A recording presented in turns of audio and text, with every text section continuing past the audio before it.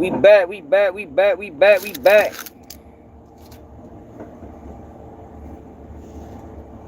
No, fuck no. We back. Heard Charleston White did something goofy again.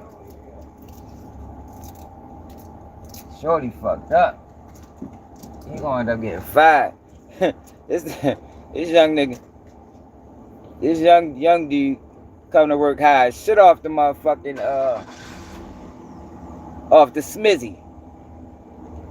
Go ready to get his dumb ass fired. Hit that like button, y'all. Hit that like button. Subscribe to the channel if you new. We got one person and 3 likes. Come on, YouTube. Don't play with me tonight, man. We got real business to attend to tonight. Cooking up what it is. We ready to get the business, man. Heard Charleston White got goofy again. I keep trying to tell boys about that man, yo. And somehow, some way, Jaguar Wright ended up in a lawsuit with Diddy. But I told y'all she was a participant. If nothing else, she participated. What's up, Benji? How you know so much if you ain't participate? If all these things went on and you ain't participate, how the fuck you know so much? Then we got Umar Johnson daughter clout chasing, y'all. I think I talked about that yesterday. But yeah, it's bad. She clout chasing, man. It's still fucked up though that Umar Johnson ain't seen this girl since she been born. Like, yo ain't been around a girl since she been born, man. Like, what the fuck, Umar? How the fuck do that happen? Like, that had to been a toxic situation. Yeah, but we ready to go in though. I'm trying to see what this dude going to do. Yo came to work high as Fat Charles' ass, talking about he just tired. Nigga, if you don't get the fuck out of here, you gonna lose everything, job included. Shorty fucked up. Got my car back, y'all. I ain't out the woods yet though. Still gotta get a wheel alignment. So if y'all can't support the platform, Cash App Baltimore Swag, man. Support the wheel alignment fund. This shit, man. I spent so much money in this car in the past week. Not week. Month is ridiculous.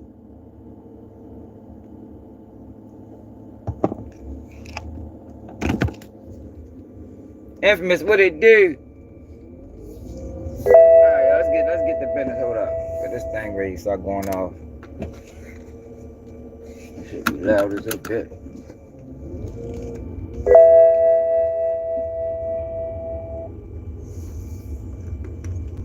Yo. I need to ride back up to this damn my damn emblem came off my tire, man. Need to ride back up to this fucking Walmart where I caught that flat at. See if that bitch came off up there.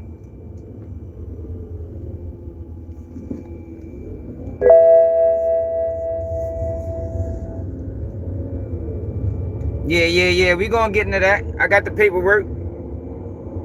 Yeah, we gonna get into the Drewski OBJ. But y'all know all them lawsuits fugazi.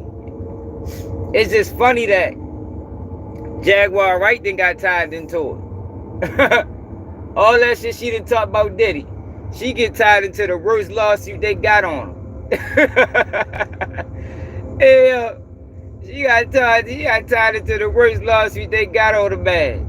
Where he posed a odd the girl with a remote controller. You know, that is ironic as it can get. She must ain't been doing her job lately. They threw her in the lawsuit. I keep telling y'all, man, these people ain't right, man. I don't know who I'm gonna say it every night until we figure it out. I don't know who employing these people. But yeah, she got through in the worst lawsuit. I got the paperwork. We're gonna go through it. You know what I mean? Charleston White did some 5-year-old girls. Yo, when are people gonna stop making excuses for this man? Yo, this man is not one of us. I'm keep telling you, he's COINTELPRO. I don't give a fuck how much real stuff he says sometimes. It's real or nothing. Keep trying to tell people that. Where real at? Talking about he like it, he entertaining. That's the problem. Everybody want to be entertained and shit. Fuck out of here, man. We had enough entertainment in life. We should want something real. You know what I mean? People ain't tired of being entertained.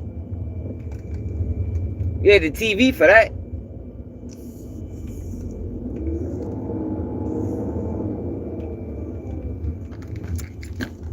But yeah, we ready to rock and roll though.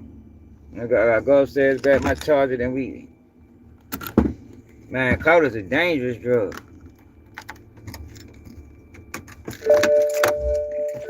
It's a dangerous drug. For real.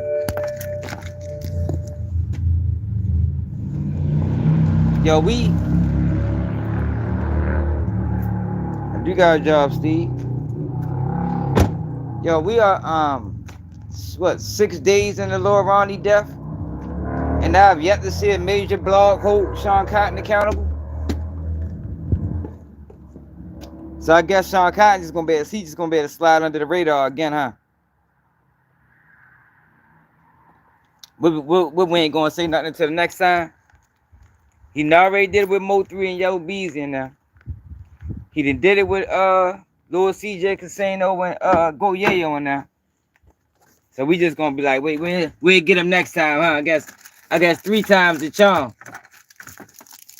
I guess 3 times the charm. We just gonna keep letting people die because he wanna instigate beef, so nobody gonna say nothing.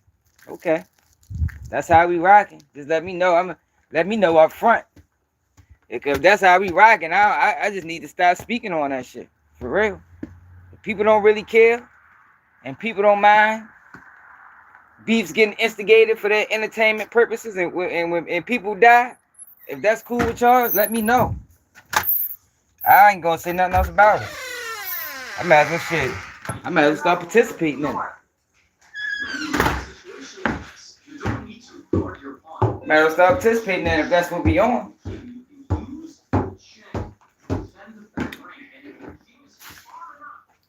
That's what we on. We really just sit back and let people instigate beefs that turn violent, where people is dying, and we don't say nothing. We just continue watching the show. Then hey, wish I'd have known that before I jumped on YouTube. I'd have never jumped on this bitch, cause I ain't jump on here to participate in the circus.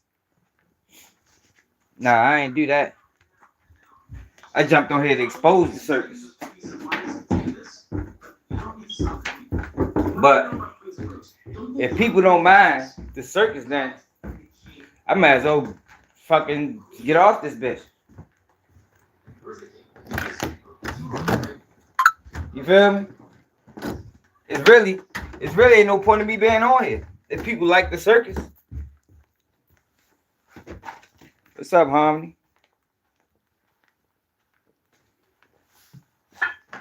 Fuck I'm on here for? Risking my motherfucking channel. Creating enemies. Losing money. Everybody getting rich. I'm over this bitch. Barely making it. And I'm keeping it real. And they selling us out. That's shit. That's ill, man. I never thought that's how we was rocking. I thought people always respected real. Guess not. What's up, butter? Yeah, yo, but people don't respect real. Like, how is it, yo, when Get Money Lil Ronnie got killed? How many days ago was that? Ain't nobody call up, ain't no major platform. And I ain't even, ain't no platform bigger than mine. Call Joe out for the bullshit. Nobody. But everybody want to interview, huh? Maybe that's what it is. Niggas want interviews. Nigga don't want to ruin their shot at interview down the line. I get it. I guess. I don't respect it. But I get it. Like, I really can't even respect people that's speaking on it and not mentioning y'all. Like, how the fuck can you speak on a situation and be upset about anything and not mention the nigga that instigated. Like, I don't know. That's weird to me. That's weird to me, man. We do, bro. We do. We do.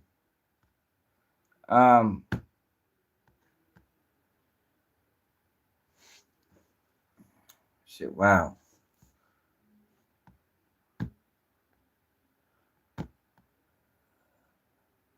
Oh, y'all seen this?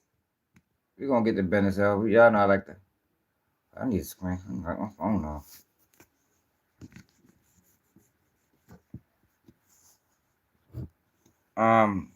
Y'all seen this right here?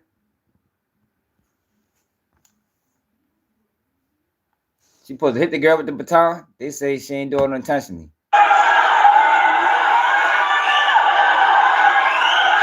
Yeah.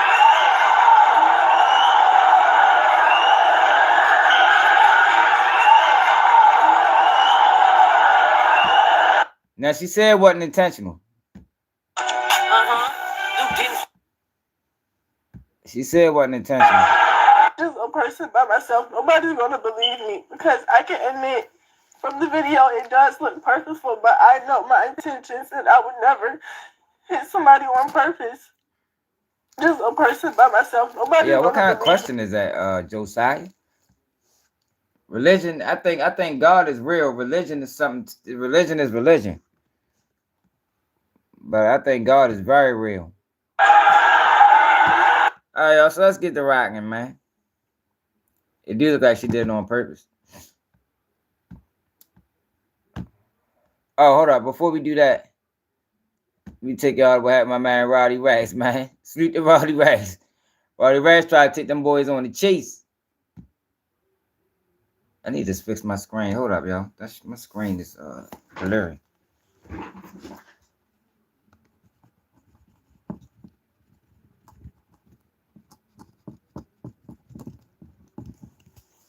Roddy Rags tried to take them boys on the chase.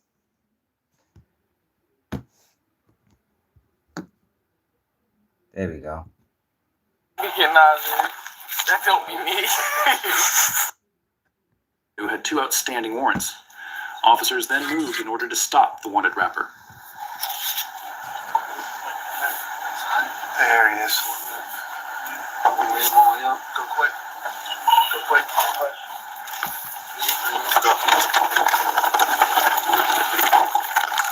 Yeah, he did. They said, hell no. You ain't taking me. God damn it, He said, I ain't trying to fuck the Corvette up, though. I don't want to get away that bad. Shit. Yeah, this is old. It's 2023. That's how he pulled his case.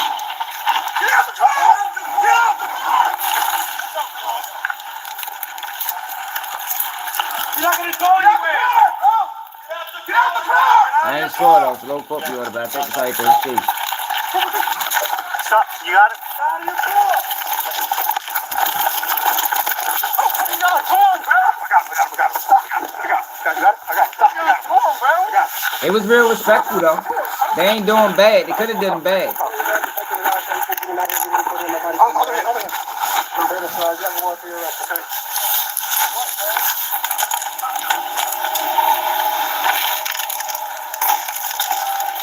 Got it? All right, all good. Hey, HGV. Good job. Turn it off. You were just trying to ram the cars, bro. I didn't try to ram the car. I didn't get no car, bro.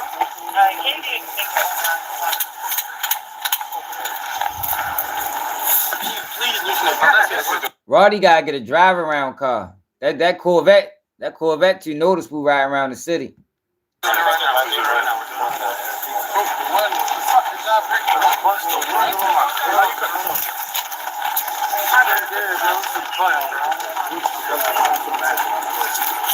This on the right side, bro. He grabbed my hand. 2023, November 6th. Come on, bro.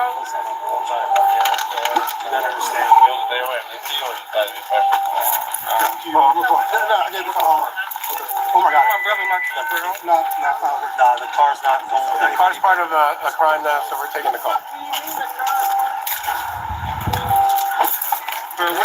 Yeah, for real. You got 2 warrants.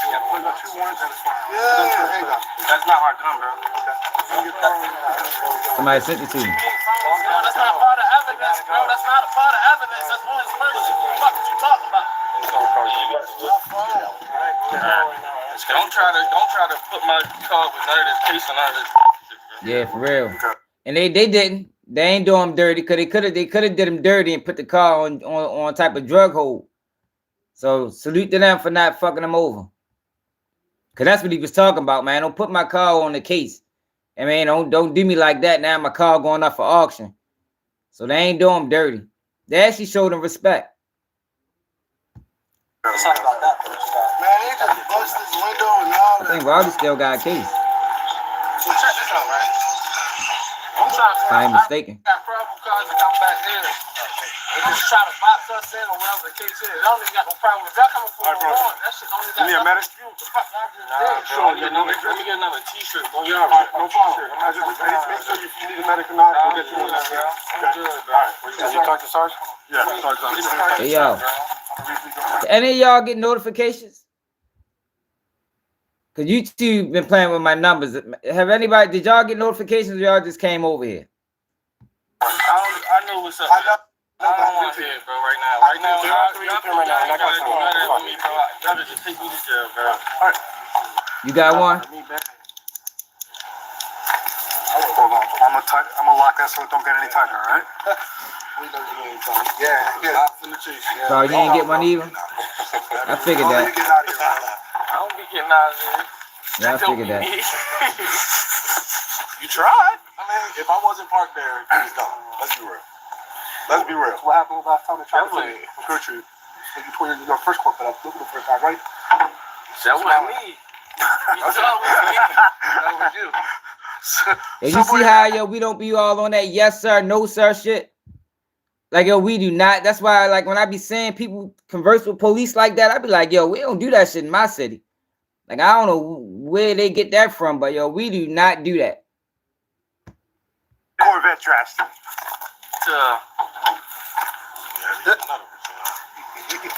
Oh, so you got one? Someone driving this Corvette trying to go around both sides. Yeah. I was a whole nother person. Whoever that person was, they decided not to. Face itch, man.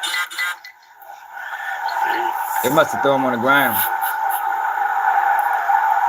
I don't know. I can help you with that, man. You want to rub it against the back of my vest, man? But they giving them respect, though. They ain't doing him dirty. You good? Yeah, I'm good. I'm straight. You need a medical attention or like that? No, they beat me up, though. Seriously, y'all just thought you good? Yeah, I'm good. All right. I think it was That's him. crazy, yo. Let me tell y'all what's going on right now. I got 2 videos that broke the algorithm a little bit. So they slowing the numbers down. So they trying to slow the money up. That's what they do to me. I don't know if they do that to everybody. They probably do it to everybody, yo, but they really be hitting me. Like, ain't no excuse for us to not have hundreds of people on here every night. It's no excuse of it. Like, I don't have fake subscribers. They just not sending out the notifications.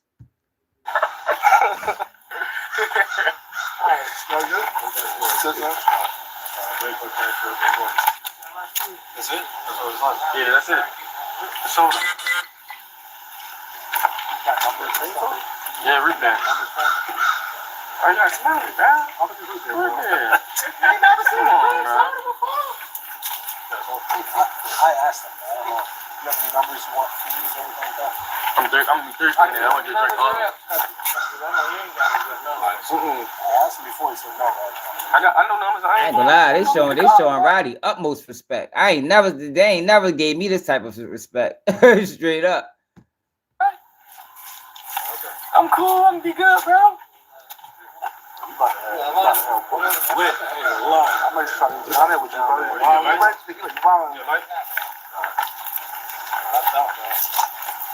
That's crazy.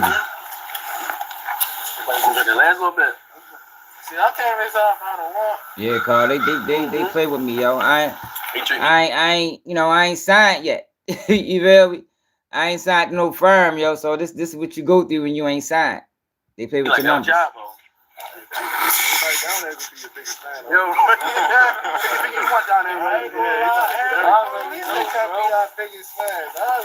that's the worst, bro. Hey, bro, you don't belong in here, bro. I know I don't belong in here, bro. Ain't nothing I can do. I'm gonna get through it. Yeah, I ain't on no label. I make beautiful decisions, man. Cashed out what God got planned for you. True. I'll give you that. True. I'll be alright. Nah, bro, it's not up to me. All I can do is pout the content. I mean, not content. I don't like that word. All I can do is, you know, come to work every day. This the last time, y'all. This the last time. You ain't gonna make no difference. Yeah, I ain't trying to be famous in jail. You gonna drop the first day out? Don't say you gonna drop a first day out. No, that's crazy. I don't even want people to know I go to jail like that. That's not a good look. They gonna put you on the I know. Your answer was you gonna drop a first day out. They should told him, like, bro, stop on doing that. I want nobody to know. They got me fast for it.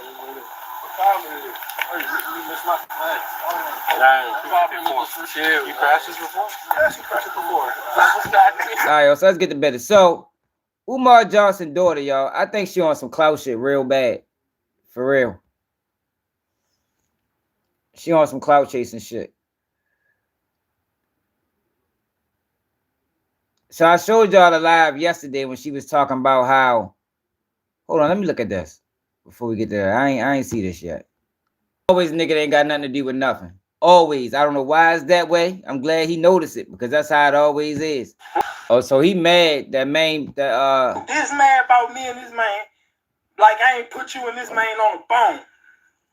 But I don't really want to talk about it till he get on here. Cause I'm this bitch. You so mad at Frederick, DeMarcus. Get on this bitch and talk about it then. Cause right now you on some other shit, man. I don't know what the fuck going on with this internet shit. And everybody who around you really calling me like, wow, be the bigger person. Be the bigger person, man. You know he on some bitch shit, this and that. But they steady supporting this shit like I'm in the wrong. So since I'm in the wrong, since I ain't Joe shoe, since I ain't pay your mama rent, since I ain't buy your mama a car, let's get on this bitch. Let's talk about it, man. Get up on this bitch right now. Y'all keep tagging him till he get up on this bitch. To feel disrespected and played because a nigga steady lying and trying to put a narrative like it's about a nigga. Dude, man, I talked to that dude in February. The world don't know that, though. Me and YB talked on the phone in February. I told Fredo this, too. I ain't got no fucking problem with this man about me and this man. Like I ain't put you and this man on the phone. man, come on, y'all. Motherfuckers geeking.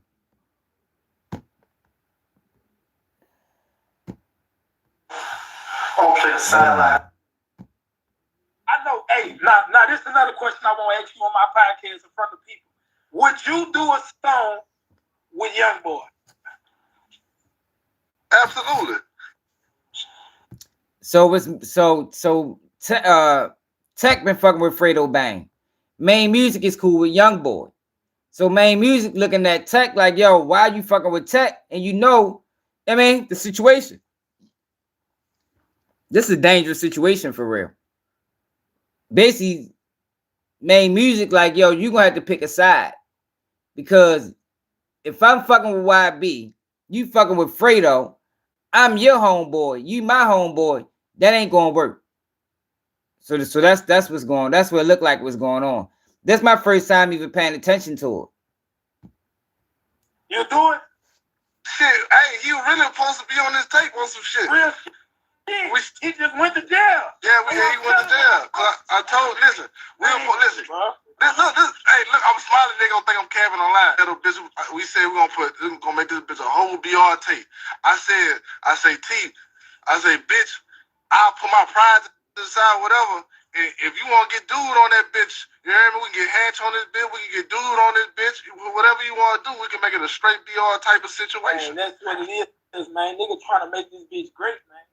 I know. Hey, now this is another question I want to ask you on my podcast in front of people. Yeah, so What I don't you know. do is You feel me? I don't give a fuck if you fuck with dude. Because dude will call my phone. If we want to be honest, whenever he want to talk, he'll call my phone. You feel me? right. Everybody come talk to the 8 every night. Then everybody going to have to come talk to the 8. That's You feel why, me? Because they know it's legit over here. You feel me? So Yeah, why it if is. they want It- words that's of a dangerous inspiration situation, bro. or talk about life, they call me. Dude that call my phone. You feel me? So, you know. what do? But, you know. Dude, and he can stamp that shit. Right. You know what I'm saying? I got about 3 numbers and an email saved in my phone. I got dude mama number right now. I could call Rhonda right now if I wanted to. You feel me? But you know, like I love Manny though. You hear me? I never too. say I never. Man, bro. I fuck with that bitch. He just don't be doing. You feel me? I don't give a fuck if you fuck with dude, cause dude will call my phone. Yeah, I don't know, yo. That's a tight situation. I mean, I don't know. They need to figure that out. So, No Jumper, former No Jumper host Young Barry Gordy breaks down in tears after revealing he's currently homeless. And Remo shares it. Did Remo reach out to him? I'm trying to get myself together, man. Do y'all know him? I don't even know y'all. This is day in the life and the struggle of YBG. Under my smile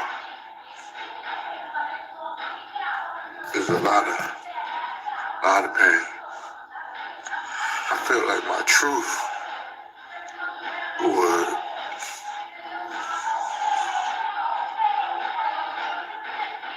speak values to a lot of others. So, at the laundromat, with my belongings, that's my stuff. Who's he, y'all? Y'all know y'all? Shoes, 2 pair of shoes. Got shoes on my feet, my outfit I got on.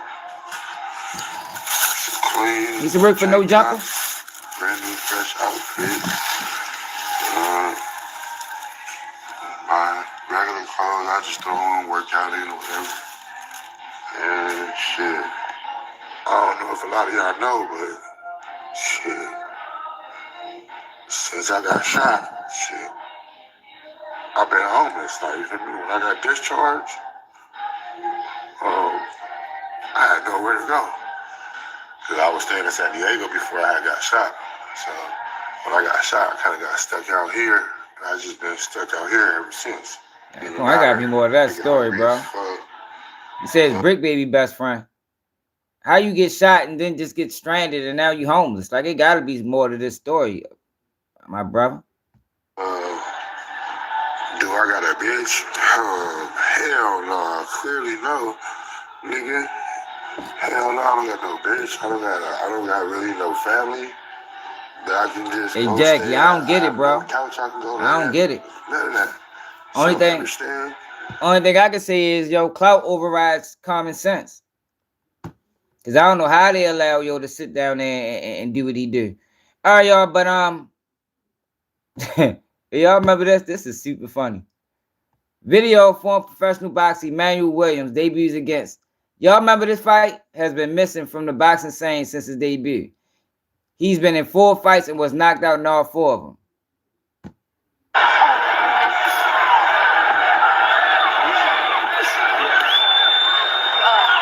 But he's not a real boxer, yo.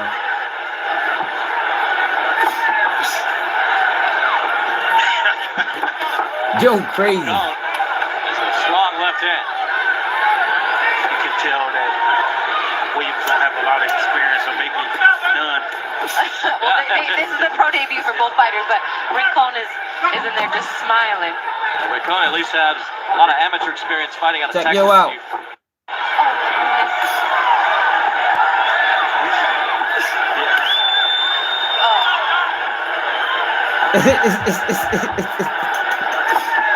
Hey yo, that man, yo, he not no real boxer, yo. Ain't no way, yo. Ain't no way. Hell, I ain't buying that shit.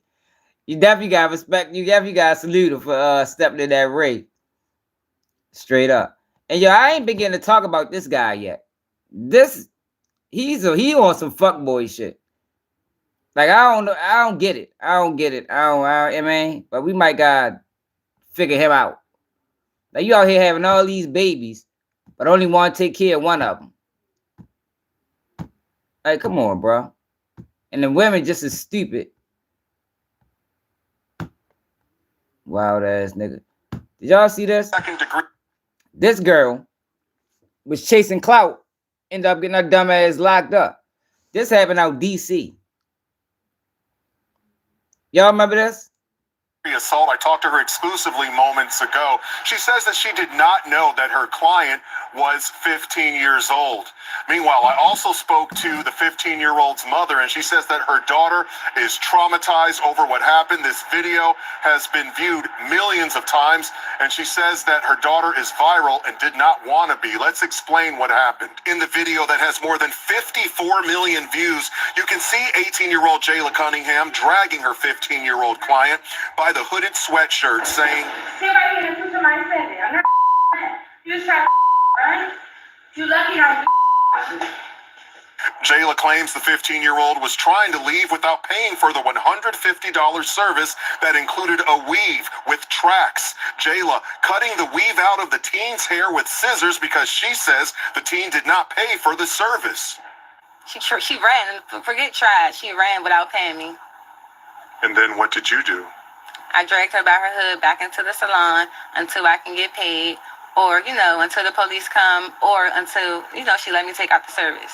Because it's like she literally ran outside. Like, she was about to be gone. I feel like if I didn't do that, she would have been gone, and I would have just never been paid. But the 15-year-old's mother says Jayla also dragged her by her hair when she grabbed her hood, and says that her daughter accidentally sent the money to the wrong Cash App and was trying to pay Jayla. It's just absolutely absurd. It's viral. It's all over the country. And how is she dealing emotionally with this? Emotionally, not good. Not good at all. The family has hired the Jackson & Associates law firm to represent the 15-year-old in a civil lawsuit. The video is horrendous. It's a 15-year-old girl. We're talking about someone's child here.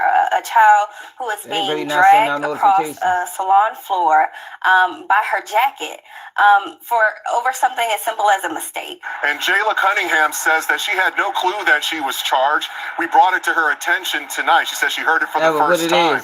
And that she has received... So y'all ain't get notifications either, huh? You two, wow, man. I don't know why they be doing this shit to me. As a result of the viral video, so she has moved her hair salon to another location. She has a first court appearance, a summons, on April 18th. As for the 15-year-old, well, her parents say she will undergo counseling. Yeah, she clout chased and got her dumb ass locked up. That's what the fuck. That's what she get for trying to clout chase. Talking about she ain't know the girl was 15. That's what fucked her over. The girl was only 15 years old. So look. Oh, y'all gotta see this shit too. If y'all ain't seen. So she put out a video.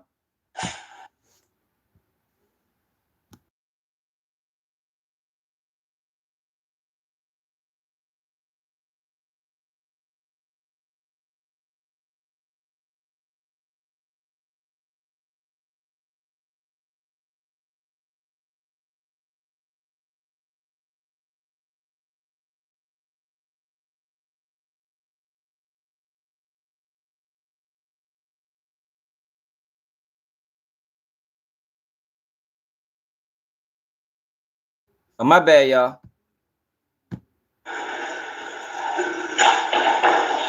So she uploaded this video her damn self. I know, my bad, I fixed it. She uploaded this video her goddamn self. Chasing clout, thought she did something honorable. Come to find out the girl is 15 years old. Man, all they gonna do is make excuses, bro. I already tried it. You lucky I beat the shit out of you.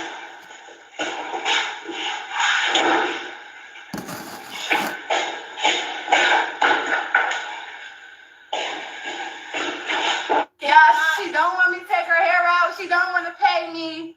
What the fuck? No, bitch. Your whole face is gonna be on this. Like, oh, she's a whole kid. Yo, she's a whole fucking kid, man. Yeah, she gonna find out when I get there. I don't give no fucks. I ain't finding out shit on, bro. I'm gonna call my uncle right now. Your ass get left head over there.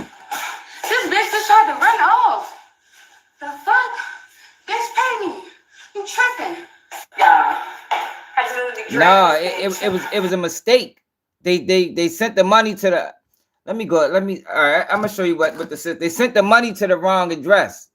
I mean, to the wrong cash app. But as a business owner, that's not how you operate. You know what I mean?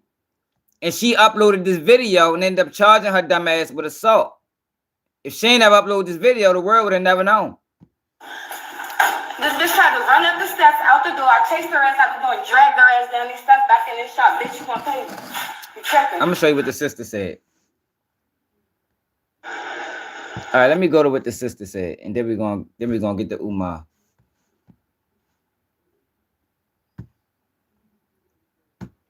I think I should have it saved. I should have it saved. Hold on.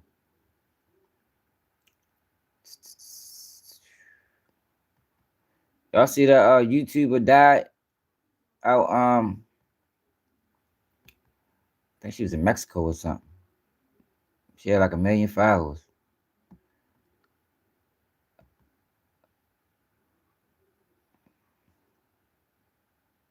I know I saved it. It's a couple days ago.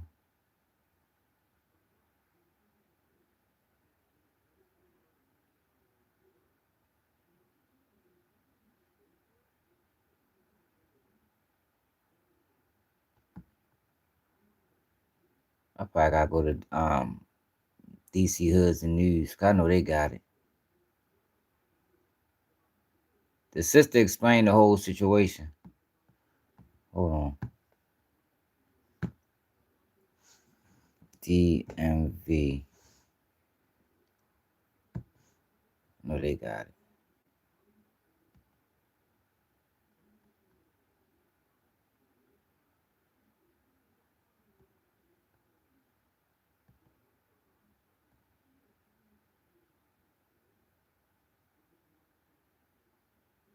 Yeah, but she's supposed to send the money to the wrong cash app. Then her brother was supposed to, her brother the one fucked it up.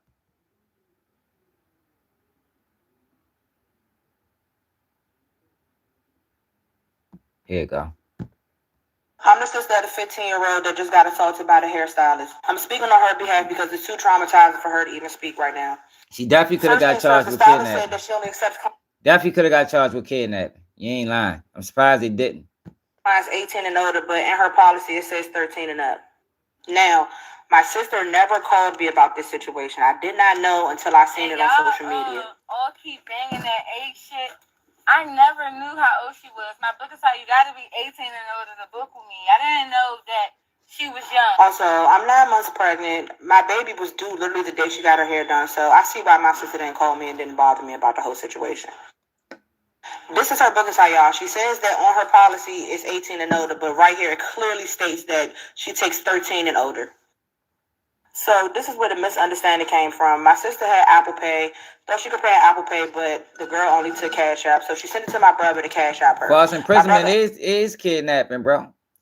False imprisonment is kidnapping. Well, it's it's a lesser charge, but that's the same thing. But yeah, you're right. The correct term is false imprisonment. Ended up adding the extra Y and sent it to the wrong Cash App. This is a real person. She was on TikTok laughing about the whole situation, y'all. Now, the hairstylist is saying that doesn't matter, run her money. In the midst of that, my brother and my mother thought that since the girl they sent the money to didn't accept the Cash App, that they could get the Cash App back and send it over to her. Now, in the midst of that, my sister's embarrassed. She got up. She wanted to talk on the phone in private. Now, am I saying my sister should have got up and walked out? No, I'm not saying that. I'm not justifying that. But you got to understand, she's 15. She's never been in a situation like this. What do y'all expect her to do? Now, I am not justifying the fact that my sister walked out the room. She shouldn't have even done that. My sister started walking towards the steps because, she was on the phone trying to figure out how to get the money to the stylist. In the midst of that, the stylist saw her walk out and began to start following her. At this point, it started scaring my little sister, so my sister started to walk. I'm not justifying the fact that she did that. Now, once my sister started walking away, the stylist began to start chasing her, and that's why my sister started running. Now, if she felt like my sister was about to run off, why couldn't she just lock the door? Why did you have to drag her? If my sister really wanted to run off, don't you think an Uber would be outside waiting or somebody would be outside waiting on her? Nobody was there. My mother called the police. The police was there before my mother got there. So now, after all of this, after she dragged my sister, after she cut my sister's head, she still charged my mother card, y'all. So for all of that, she could have just charged the car from the giddy up. Like I said, the money was never the issue. Then after all of that, she sends my sister this pathetic ass apology. Then to make it even more crazier, this is the salon owner. And she's also a realtor. As a grown-ass woman, as a business owner, how could you even comment on something like this about a little-ass girl? Like promoting the fact that your business is going viral for something like this. Then y'all, I'm the sister of the 15-year-old that just got assaulted by the hairstyle. Yeah, it was just a misunderstanding. But what happened when she posted on social media, that changed the whole everything. It wouldn't have blew up like this if she ain't put it on social media. Now she getting death threats and she got to move her business and it's a whole lot of other things going on. But let me show y'all this too. Hold up. Did y'all see this? So, man sentenced to 65 years after shooting a man that hit his mother and girlfriend with a chair during a fight at his child's birthday party. 65 years, y'all. So let's read the Wisconsin first, and then I'm gonna show y'all the video. It say Wesley Lyons Jr., 35, was found guilty of second-degree attempted murder, reckless endangerment, and multiple charges. A judge sentenced Lyons on Thursday to 93 years in prison, suspended all but 65 years. Lyons has no possibility of parole for the first 20 years of his sentence. He also won't be eligible for parole review until at least half of his sentence is served. God damn. A witness says it was Lyons' son's party. His child mom called and asked him to come and pay for the party. He said he'll show up as long as her new boyfriend, who just came home from being locked up for 8 years on gun and drug charges, isn't there. He showed up and a new boyfriend is holding the baby. Wouldn't let him hold his own baby. So his mom said he wasn't supposed to be here anyway. Baby mom said, "What, B?" and punched her in the face, allegedly. Then her new boyfriend came in with a chair and hit her in the head. God damn. Hold up, y'all. Let's get back. His child mom called and asked him to come pay for the party. He said it will show up as long as her new boyfriend is there. He showed up and the new boyfriend is holding the baby. Yo, why wouldn't you be at your child party anyway? So you weren't going to come to the child party if the new boyfriend wasn't there. Okay. Wouldn't let him hold his own baby. That's an issue. So his mom said he wasn't supposed to be here anyway. Oh, so he came with his mother. The baby mom said, "What, B?" and punched his mother in the face. Then her new boyfriend came in with a chair and hit his mother in the head. God damn. Was arrested at Anne Arundel County Hotel in July after a month-long manhunt. Police said the 42-year-old Richard Williams, 3 times after a fight broke out. So he shot him 3 times at a birthday party inside a bounce house in Hartford Mall. Williams was taken to the hospital with two gunshot wounds to the thigh and another to the hand. He survived the shooting. Lisa Gregg, Lyons' mother, and Lyons' alleged girlfriend, Latia Green, were also arrested for their involvement in the incident. Gregg was involved in a fight with another woman when Lyons pulled out his, and what the fuck, who wrote this? And shot the man. Gregg and Green were found near Lyons' home in Edgewood. However, the state's attorney office alleged Green and Gregg played a significant role in concealing the location of Lyons. All right, so look at this, y'all. Yo, I ain't gonna lie, yo. Yo got 65 years. Yo, niggas gotta get better at decision making, y'all. So look at this.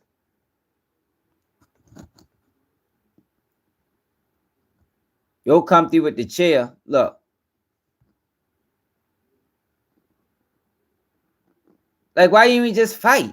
I don't understand. Why not just fight? Like, yo, he didn't have to do that. Now you got 65 fucking years. 90 years with 65. They probably gave him all that time because the kids was there. Damn. That's crazy. That's a wild situation right there. Shorty, damn. It's crazy. So this the YouTuber. They say she died, y'all. I don't know if how many. I think she do like skits. Getting laced on a birthday trip in Mexico. She had down there 1 million. She had 1 million subscribers. Yo, but look at this. Look at this shit right here, y'all. This is disgusting work. Like, yo, who is doing? I'm telling y'all, man. Who is doing this? Who booked this? Who booked this, man? This is no different than Go Yayo performing at the high school. Sexy Red. Like, yo, why are they doing this, y'all? Why so what he recently spoke at his old middle school, giving advice to the youth.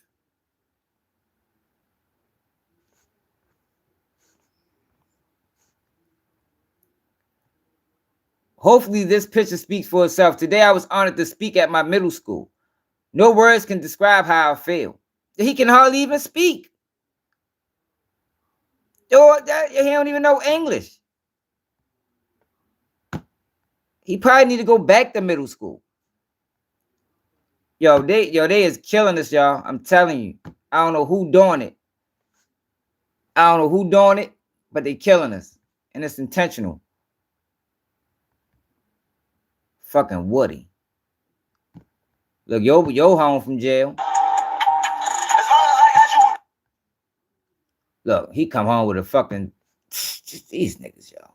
This how he come home. Come on, y'all. He gonna be going right back. He probably be home for another 6 months. He going straight back. You come on with a shiesty mask on, bro. Yo, it's not about him changing. It's about what he represent. He doesn't represent change. He represent a snake. And yo, those type of people don't change, bro. Change how? What can he change? The man lied on his friends for 10 years. What do you mean change? Like, he didn't make a mistake, bro. People change from making mistakes. 10 years isn't a mistake, bro. That's who you are. You don't change that. That is a disgraceful human being. That's like saying he was a sex offender in 2015. Now it's 2025. You let it go. You know, he was a sex offender back then. Yo, those people don't change. That shit is a disease. That's a sickness. There's no changing with that. Y'all don't think people really understand this Woody situation. Like, there's no changing. Like, yo, change. Like I need, yo, how, Carl? What do you mean change? Yo, he lied on his friends for 10 years straight. Counseling for what? What are you counseling? What is he changing? His mind frame? His attitude? His character? Man, that man ain't changed, man. All he got to do is be put in that situation again. He ain't changed. It's a slime ball. Type that rob old ladies.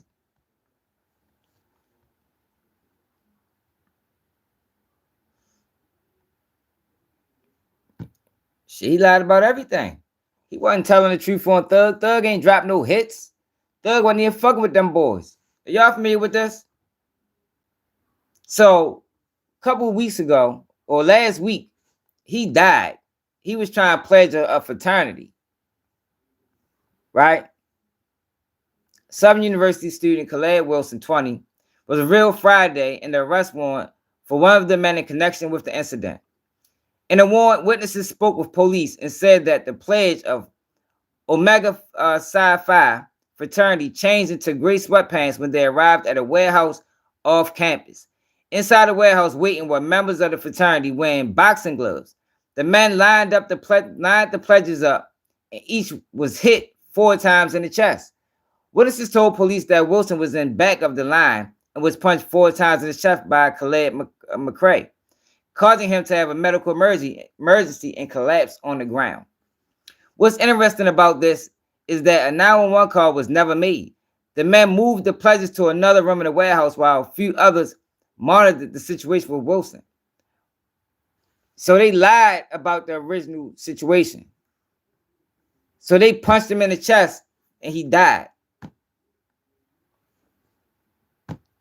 This was all like some type of hazing that they did.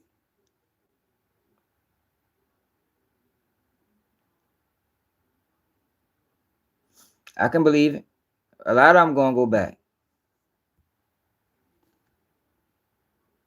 Oh, you talking about Kiddo? Oh, okay. Oh, you talking about Kiddo? Nah, bro. Shorty going back. He came home with a shiesty mask. That tell you how he thinking. Tell you how he thinking, yo. If he changed, he wouldn't have came home with no fucking. He's still trying to portray an image. He's still worried about social media. That's what fucked him over last time. All right, so that Umar Johnson daughter, y'all. Let's get to this. Now, Shorty is clout chasing.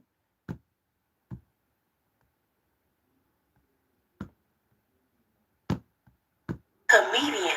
I've been doing this Instagram. Been doing this social media. I've had multiple videos go viral before and I had to deal with hate comments. It's nothing new. It's always, oh, you want clout, you bashing your dad. Sorry, Rob. You doing this, you doing that. But y'all don't know. But you want to keep exposing your personal business for money for the internet. You trying to make a come up. I'm not trying to make a come up. What are you talking about? She definitely tried to make a come up. And she definitely looked just like yo. But yo ain't been in her life her whole life. Like, come on, Umar. I don't understand how that happened. Now, I do think she clout chasing for certain. What are you talking about? It's on the internet. So what the f am I exposing? It's on the internet. It's on Shade Room. It's on Neighborhood Watch. It's on all these. So what am I exposing? You mean if I'm going on somebody's platform, you best believe I'm gonna get paid. And if you call that clout chasing and you call that a come up, I don't give a f. I'm going to do it. You got me on your platform. I don't have to clout chase. Go on my page. I'm gonna pay me. I'm not. A lot of people hit me up for interviews. Y'all gonna have to come out the pockets because I'm not doing shit for me. How the f you want me on your platform with my face and my story and my words, and you don't want to pay me? Then I'm not coming. 3,500 to 10K is my range. So you don't want to come up out them pockets? That's fine. I won't be on your platform. Y'all pay Dr. Umar thousands of dollars on their talk. Y'all gonna pay me the same. Charlene. Now I don't respect. Like I would never pay. Like I just don't respect people paying her just to tell her story about how her father wasn't around. Like that's a little bit too much for me. Like doing a video was one thing, but paying her to just air out her grievances with Umar, I think that's too far. That's just my opinion, though. She the same one who said she not gonna talk about it, and then what? She the same one who said not to talk about it and not to clout chase, but now she talking about it. Now she talking. Cause you remember, she said she was doing this. She said she was doing this because she wanted to meet her sister. Now, from what I understand, the sister got in contact with her, so it shouldn't be no more of this. It shouldn't have been no more videos addressing this situation. That's what leads me to believe she clout chasing. That's on the front line. It's me that's on the media. It's me. So y'all can tell me what y'all want or whatever. I'm still gonna do what I feel like is best for me, as I should. And nobody's gonna clock me for that. It's my situation. This is me that's on the front line. All right, so Umar Johnson responded to this, y'all, and I think they supposed to be sitting down. So that's what Umar Johnson had to say. It's a lot, so we're gonna read it all though. So he say, "I'm sorry." Somebody said that to Umar. So this is Umar's response. Family, this is a money grab. Nothing more and nothing less. My daughter and I have been in contact with each other for several years now. She has reached out to me intermittently for the past 8 years or so. Since high school, my number has not changed in 20 years. This was done intentionally so that my children could always contact me no matter what. Each and every time that I've heard from my child, I've asked to see and spend time with her. She has never accepted my request for a meeting in all of these years. As soon as I mention wanting to see her, the conversation drops immediately until she decides to bless me with another random text message the following year. I often felt that I was being intentionally played with, but continued to press for the opportunity to meet her. So he never even meet her. Like, yo, that's different. She did once provide some insight when she texted. My mother doesn't want me communicating with you at all. Currently, she is being completely dishonest and acting like I haven't been trying to connect with her. Every time I've asked to see her, she would cut off the conversation. This went on for nearly a decade. If you're able to text your father randomly when you felt like it, why couldn't you text him a graduation invitation or meet with him just once? Damn, yo, that's deep, y'all.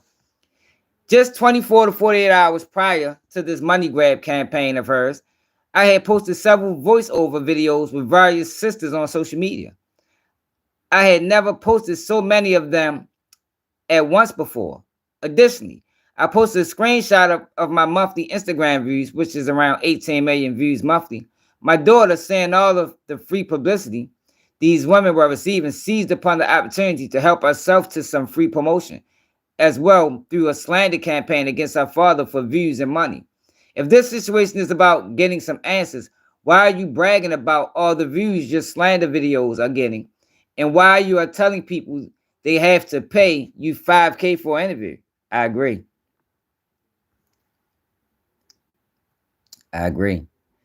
So he say, anyone with half a brain would have to ask themselves, why all of this energy at this particular time? Simple. It's a status and money grab at the expense of my name. A simple crash out campaign for clout, cash, and a come up. However, that's not my main concern, as I'm sure when the YouTubian struggle streamers community is done exploiting, using, and weaponizing my child against me, they will certainly turn on her, as their only loyalty is to the popularity of their platforms. And at that time, when this is no more of a story and there is no more money to be made, maybe then we can finally build a relationship. He should have said this the first time. She has no idea as to what she's doing, nor of the long-term ramifications of this behavior upon her public reputation. My major concern is why her mother is allowing her daughter to expose herself to the public in this way. I have enemies, real enemies, and they come in every class, color, and culture. Come on, Umar. I'm not an entertainer. I'm an activist. Now, see, I can't get with that. You ain't got no fucking enemy. You out here bluffing. No one should know who Dr. Umar's children are, and for their own safety. I'm an activist who receives threats against my life regularly. Why hasn't she put a stop to this? Are you really going to allow our child to interview with these vicious, unscriptureless, whatever, social media personalities who are old enough to be her parents? What honest answers can she...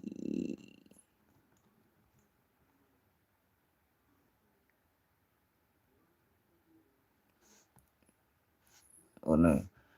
Can she offer, as she wouldn't dare expose her mother role in all of this, and she doesn't know enough about me to offer these haters anything of substance. All she can offer is clickbait. At this point, I wouldn't want my youngest daughter communicating with her until she starts conducting herself as a young lady. She is not the example my baby needs to see in her older sister. I can't believe her mother excluded me from my life to only allow my child to become another social media addict.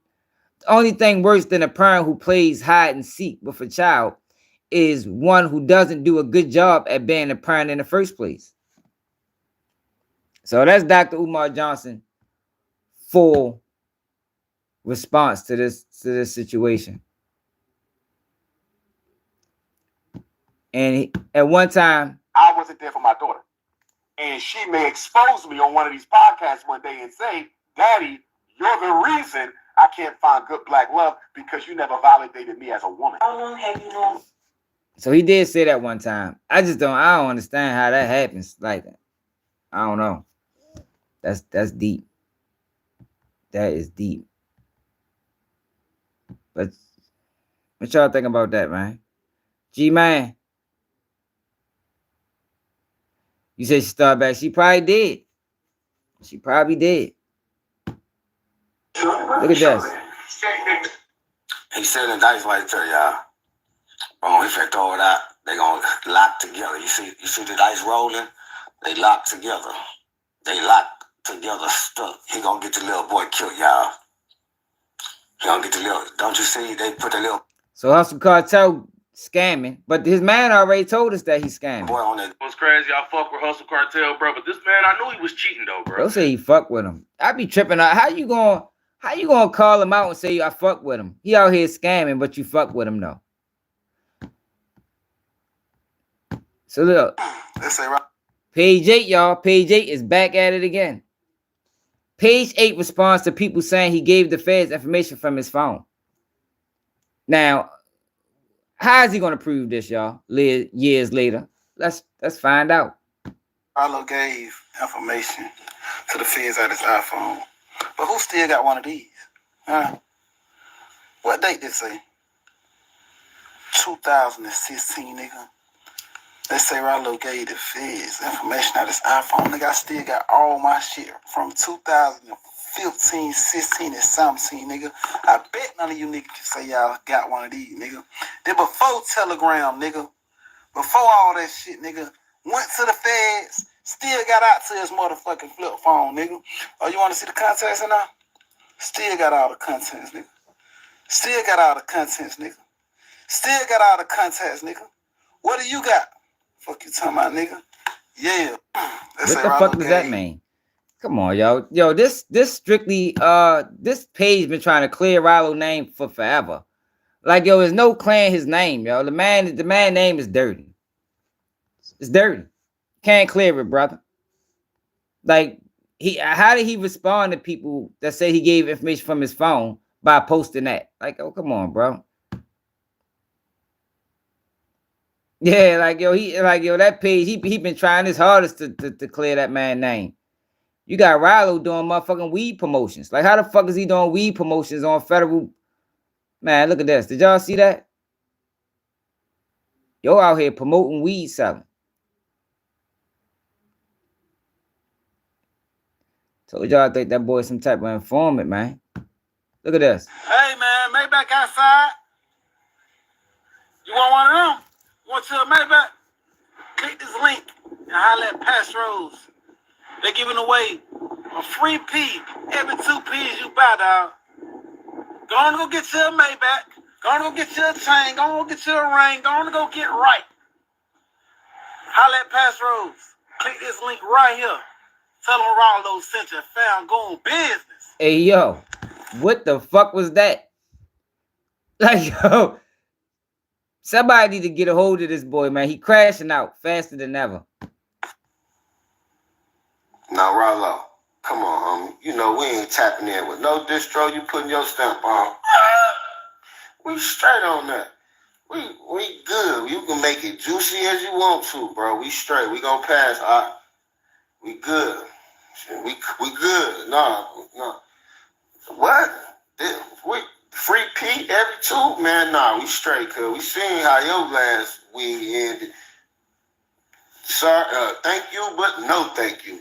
Hey, man, Maybach. Yo said, hey, yo, wow, yo, page 8 is wild. That's why he page 8, man. Y'all niggas tripping, nigga. Kids off limits, man. Them children off limits, man. You see you out with they children, with they little boy, they little girl, nigga. Let them make it home, man. That ain't gangster, man. That ain't gangster, man. Them children off limits, man. A conspiracy commercial. Don't fuck about shit. Come on, man. Them children off limits, man. This to all y'all niggas, man. You might gotta have children to feel me, man. Come on, man. catch a nigga out of bounds with it. Come on, man. I'm cheering off limits, man. Real talk, man. You see a nigga with they churn, let them make it home, man. Come on, man. Them churn can't take no bullets, man. Yeah, straight up. And Boosie flawed. Boosie only real when he want to be. But I agree. All right, y'all. So Charleston White supposed to had some things to say about Lil Ronnie's daughter. Now, yo, I don't know how many people I don't know how long people gonna keep co-signing this fuckboy for the shit that he do.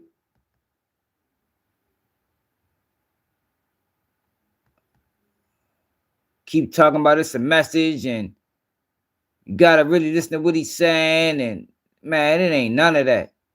That man's a motherfucking antagonist, a clout chaser. That's all he is, y'all. I told you can't be a clout chaser and have integrity. That don't work. That don't work. Charleston White. IG Live. Let's see if we can find a full video. Cause I see a clip of it. Sure somebody put it on here.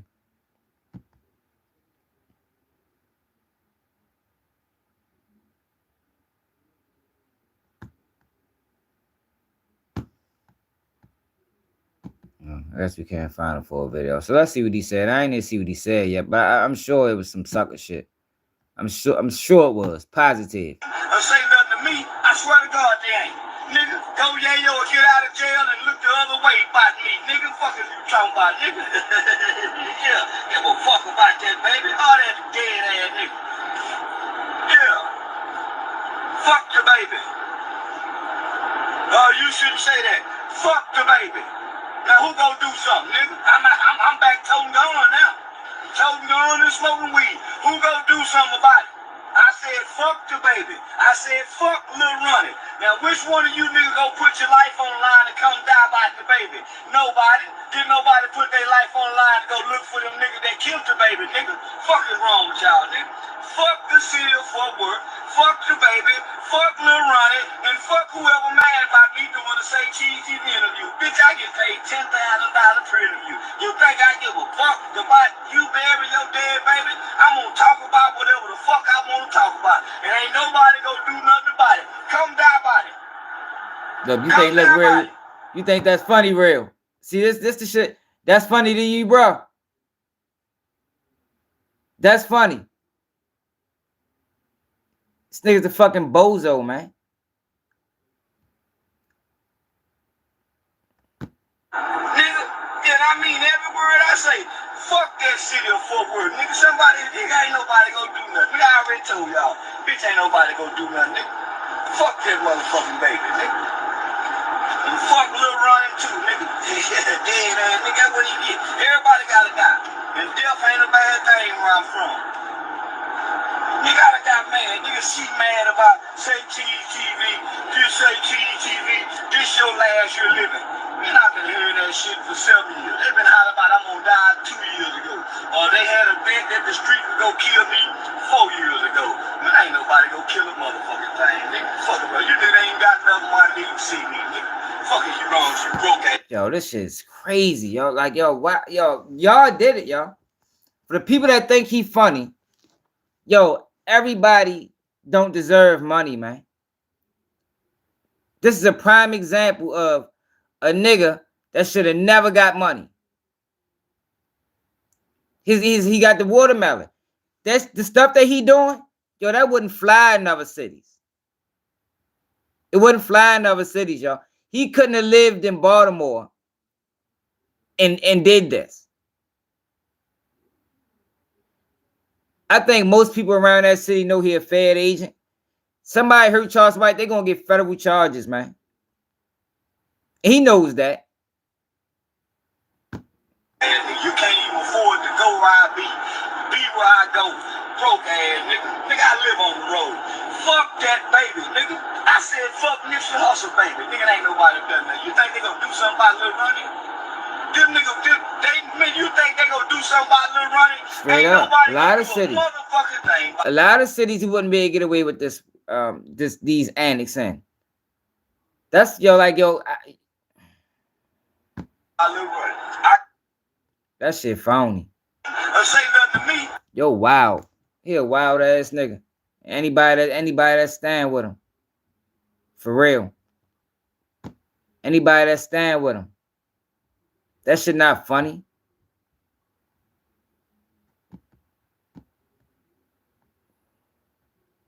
Shit not funny, man. And people co-sign that shit. Talking about he got a message. He says what people don't want to say. He's a fucking clown, man. That's it and that's all. It ain't no message.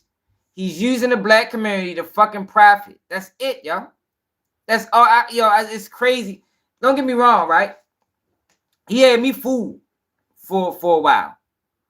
I told y'all, when I seen him get Quit Flip Vino arrested, that's when I'm like, oh shit, he ain't joking. This motherfucker is real. Then he went on interviews talking about, man, I'm trying to send people to jail. I'm like, damn, I thought he was joking at first. He ain't playing. He's a fucking plant. The man is a fucking plant, man. And everybody that employs him, everybody that pays him, is a part of the fucking problem. Sean Cotton, I've been talking about him for days now. When is somebody gonna hold Sean Cotton feet to the fire for interviewing that fuckboy? When is somebody gonna hold his feet to the fire for instigating that beef for years? Like I said earlier, how many people is gonna die after these platforms, or after these platforms interview both parties, before people be like, yo, hold up, yo, we ain't ready to keep letting them get away with this. Yo, we can go to that Sean Cotton interview with Charleston White right now, and we might how many comments on that bitch? They selling us out for profit, man. They selling us out for fucking profit. Video, look at this.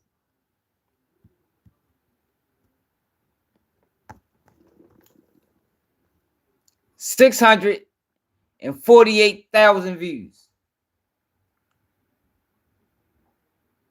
You can't trust them. If we go to these comments, how many comments this video got? I guarantee you, it's only going to be probably less than 0.5%.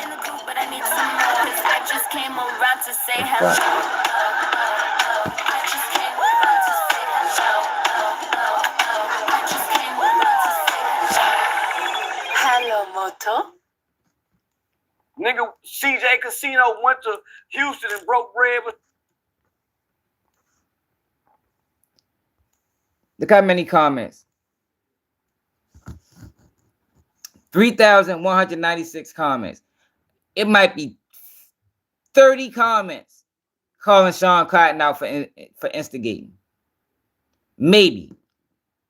But that's why they're able to get away with this shit, man.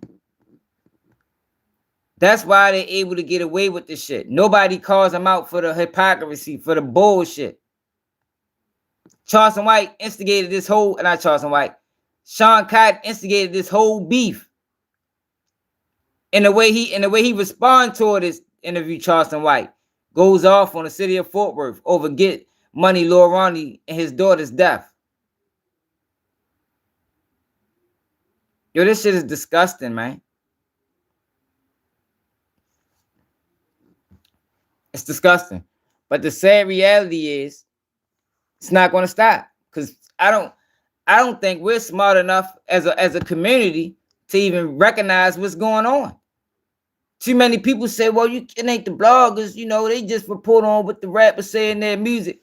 Man, fuck out of here. Niggas must don't know what instigating is.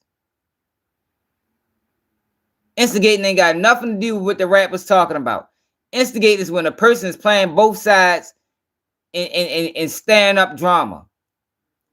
That's what Sean Cotton is doing. Nobody calls him out for it. Out of all the people that spoke on this, how many people called him out for it? And I'm sure it ain't just him. Charles White is a fucking clown, man. It's a fucking clown.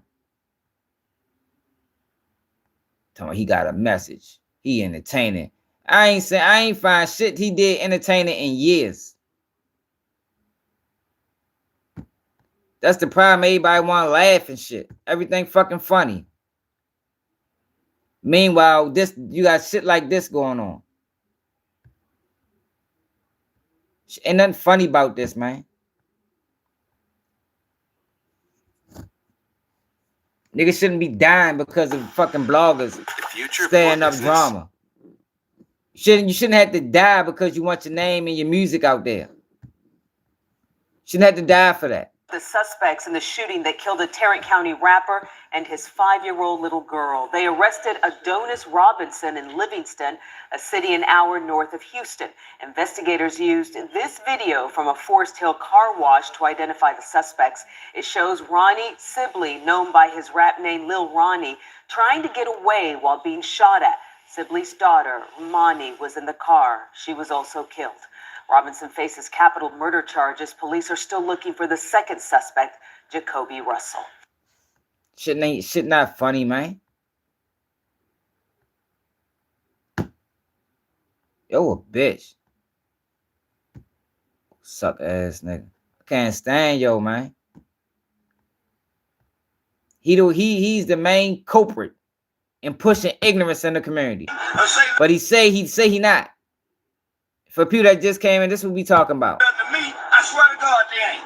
Nigga, go yayo or get out of jail and look the other way about me. Nigga, fuck is you talking about, nigga? Now he's speaking like, and this, he says he's a civilian. Yo, civilians don't instigate beefs. Civilians don't participate in drama, and like this not civilian activity. He's talking like this because in Fort Worth ain't nobody gonna touch him. Cause they gonna go straight to fucking prison.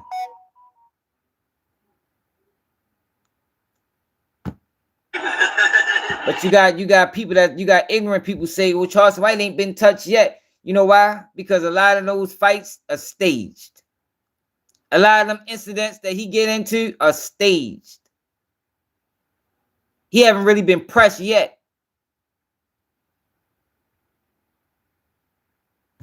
Yeah, give a fuck about that, baby. All that dead ass nigga.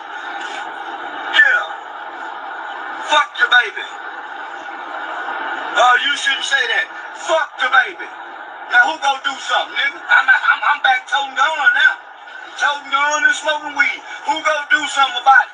I said fuck. Yo, this the same thing he did, right? When he got interrogated by the police. Charleston White interrogation. Charleston White interrogation.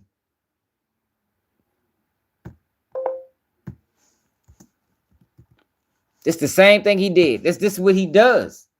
For people that say he's a character, this is what he does. He talks shit on social media, and when people press him about it, he turns bitch. Listen to it. Listen to him. Listen to this. Yeah, no, that wasn't good code. He run his mouth and turn turn fade. Man's a fucking bozo, man. Like me and you can have a for sure. Yeah, without my nerves being all wrecked. Look at him. No worries, man, and I would understand too, because I got kids. Is this not the same thing he's doing on social media? I'm gonna let this play for a couple of minutes so y'all can see. Is this not the same thing he is doing on social media? That's what makes me believe that he's working. He been doing this. He been antagonist. He been a problem in the community. He's not the solution. He's the fucking problem. I want to make sure they're good, all right? So how on one end y'all saying he fighting for the kids, but then on the other end he doing shit like this? I think so. What's your cell phone number?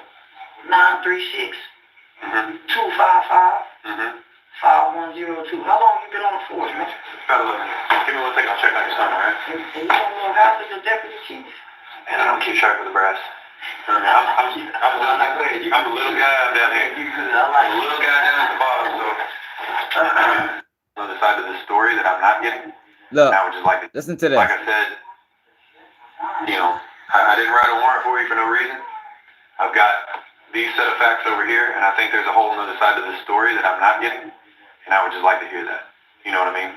So you mean to tell me someone going to call the police on me, basically what you telling me? There's a lot of people call the police on you. I'm sure there is, and I should have been calling the police. But that's what I'm saying. No. That's the side of the story that I want to hear. This is the community activists people think he was. Why are people calling the police from community activists? They don't usually get the police called on them. Right, because I think there's a little more to it. Yeah, man, there's a whole bunch more to it, man. Okay. So can I get through this real quick and then you can tell me about it? Yeah, man. Okay. So I'm going to read that first line. It says, you have the right to remain silent and not make any statement at all, and any statement you make may be used at your trial. You understand that? If there's a trial, right? Any statement you make may be used as evidence against you in court. You understand? Yes, sir. So when you do this, that means yes? Okay. You have the right to have a lawyer present to advise you prior to and during any question. Yeah, I got you. Okay. If you're unable to employ a lawyer, you have the right to have a lawyer appointed to you to advise you prior to and during any questioning. Got it? You have the right to terminate this interview at any time. Oh, man, you're supposed to know this. You been on... That's fine. So, what do you think you're here for? Oh, it sounds like you already know. Yeah, man, them motherfuckers pressed me, and they came from their house. Look, Yeah. Here you go. Playing victim.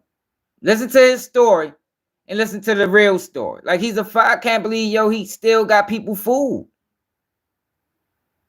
He's like, yo, he's an antagonist, y'all.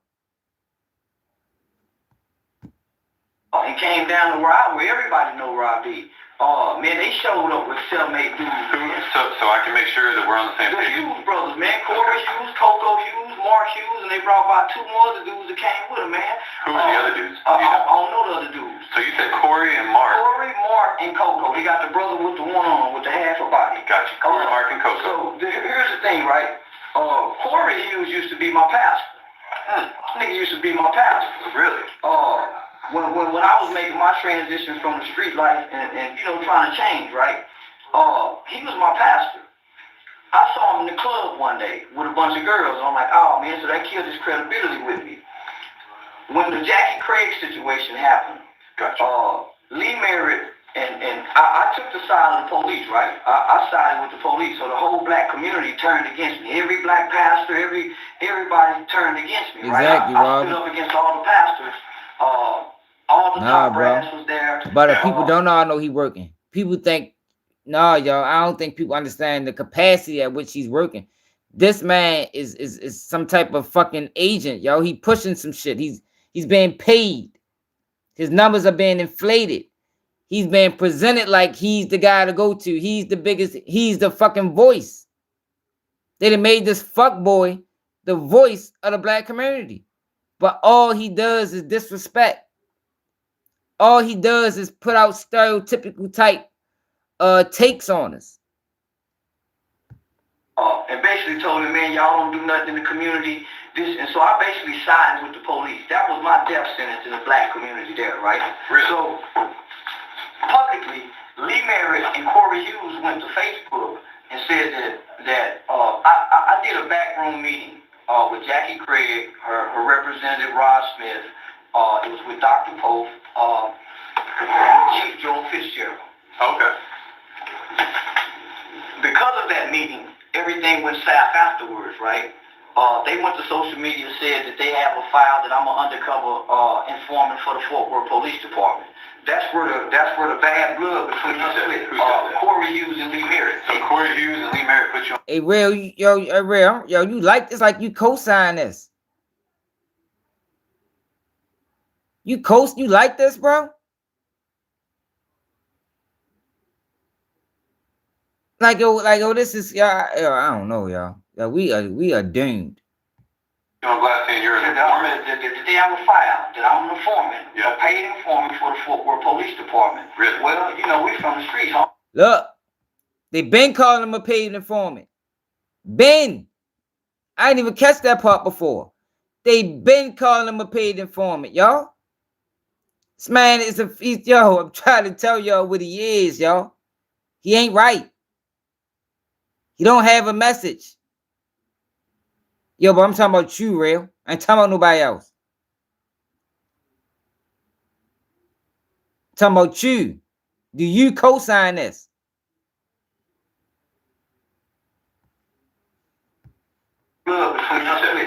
Corey Hughes and Lee Merritt. So Corey Hughes and Lee Merritt put you on blast saying you're an informant? The day I was fired, that I'm an informant, a paid informant for the Fort Worth Police Department. Really? Well, you know, we from the streets, homie. If you say that about a nigga in the street, you got to produce some paperwork, prove the paperwork. They've never proven no paperwork, right? Right. So every community, every situation that involves y'all, I'm always on y'all side, right? That's what it appears to be like, right? Gotcha. With the black community. Right. So another situation happened. The Tatiana situation happened. You don't stand on nothing real. As a marketing consultant. We on integrity time over here, bro. You gotta think about you gotta get yourself together, shorty. Yeah. I'm speaking on as if I'm on y'all side. So my social media post speaks as if I'm on y'all side. So I'm having a whole video about. Is that where the beef came from? Yeah. Between you and the youth? Charles, most people don't realize, yo, do y'all know, informants are not friends of the community. Like, people just, he ain't never, you know what an informant is? You know what informants has done historically to the black community? Like, why, people just like, he never denied he was an informant. Do you know what an informant is? Informants took down the Black Panthers. They took down Martin Luther King. They took down Malcolm X. You know what informants are and what they have been historically to the black community. For people to say, yeah, he ain't never say he wasn't an informant, but still fuck with him. Do we gotta go to the interview where the informant was talking about how he infiltrated the Black Panther Party? So we can get a better understanding of the role of the black informant. For people that don't know, I mean, it's cool if people don't know, they don't know. We can go. We can go watch the videos. Do we need to do that? Man, let me know, man. I ain't got no problem doing it. Listen to me. So I'm having a video about, man, y'all wait till the police shooting to do this. The pastors don't do this, and I'm naming the pastors. All Big Dome, they had Pastor McIntosh, y'all had Roger Fogel, right? They went down there to do the training. So I'm talking about all of that. Mark Hughes, this guy's not even Facebook friend. Man, lost, man. Video, you're not my Facebook friend. You gotta go out of your way to see that. Right. The guy comments on my Facebook page. Man, fuck you, Mark Hughes. I ain't never like you and your brother no way. Nigga, you went down when the Dallas police, when they had the racket, you went down there with an AR-15 with no bullets in the gun. Bitch ass nigga, you ain't no real revolution. So I'm telling him, like, so his comment is, you show you that bitch ass nigga, like, I'll whoop your motherfucking ass. I'll pull up. Man, I'm never the type of guy to tell you I'll come to where you are.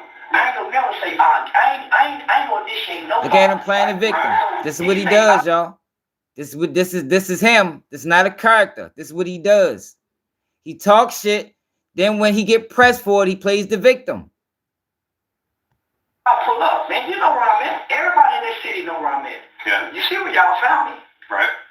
Waiting on the kids to get out of school. Mr. Charleston, you got some work. So everybody know where I'm gonna be at. So he tell me he'll come to where I'm at. Yeah. Okay, man, you that motherfucking bad? Come to where I'm at. You think you that bad? Gotcha. So it stops there. The next morning, his brother, Coco, the one with the half a body, he make a post. Charleston White, bitch ass motherfucker. Fuck you, such. Fuck what you going on. That's what they always do. So, hey Shane, that's what they always do. It's just amazing the amount of people that don't realize that. It's like when you tell people, yo, these guys ain't right, they act like you speaking Spanish. Like this not something that been historically done. This has been historically done. This is not a new method. This is an old method that has been done forever. Talk a video about the nigga. So Coco say he make a post about I go back to my old ways, blood. You know, he hollering blood this, I go back to my old way, blood. So he tell me, well, where you at? The classy. Man, everybody know where I'm at. I'm finna pull up is what he tell me. So I wait on him, okay? You know, I'm licensed to carry. I keep my gun, man. I ain't threatening nobody. Oh, okay, he ain't show up. Okay, so I go back, make another funny video about it. So now here comes his brother Mark saying, he go back, instigate some more. You ain't waiting on my brother. I'll pull up. Well, I'm getting ready to go down there anyway, man. It's my hangout spot. So when I get down there, man, I'm tripping. I don't know what the fuck he talking about. He just want a reaction. I see some more cars swarming and swarming down. So they done call somebody else down there. Oh, yes!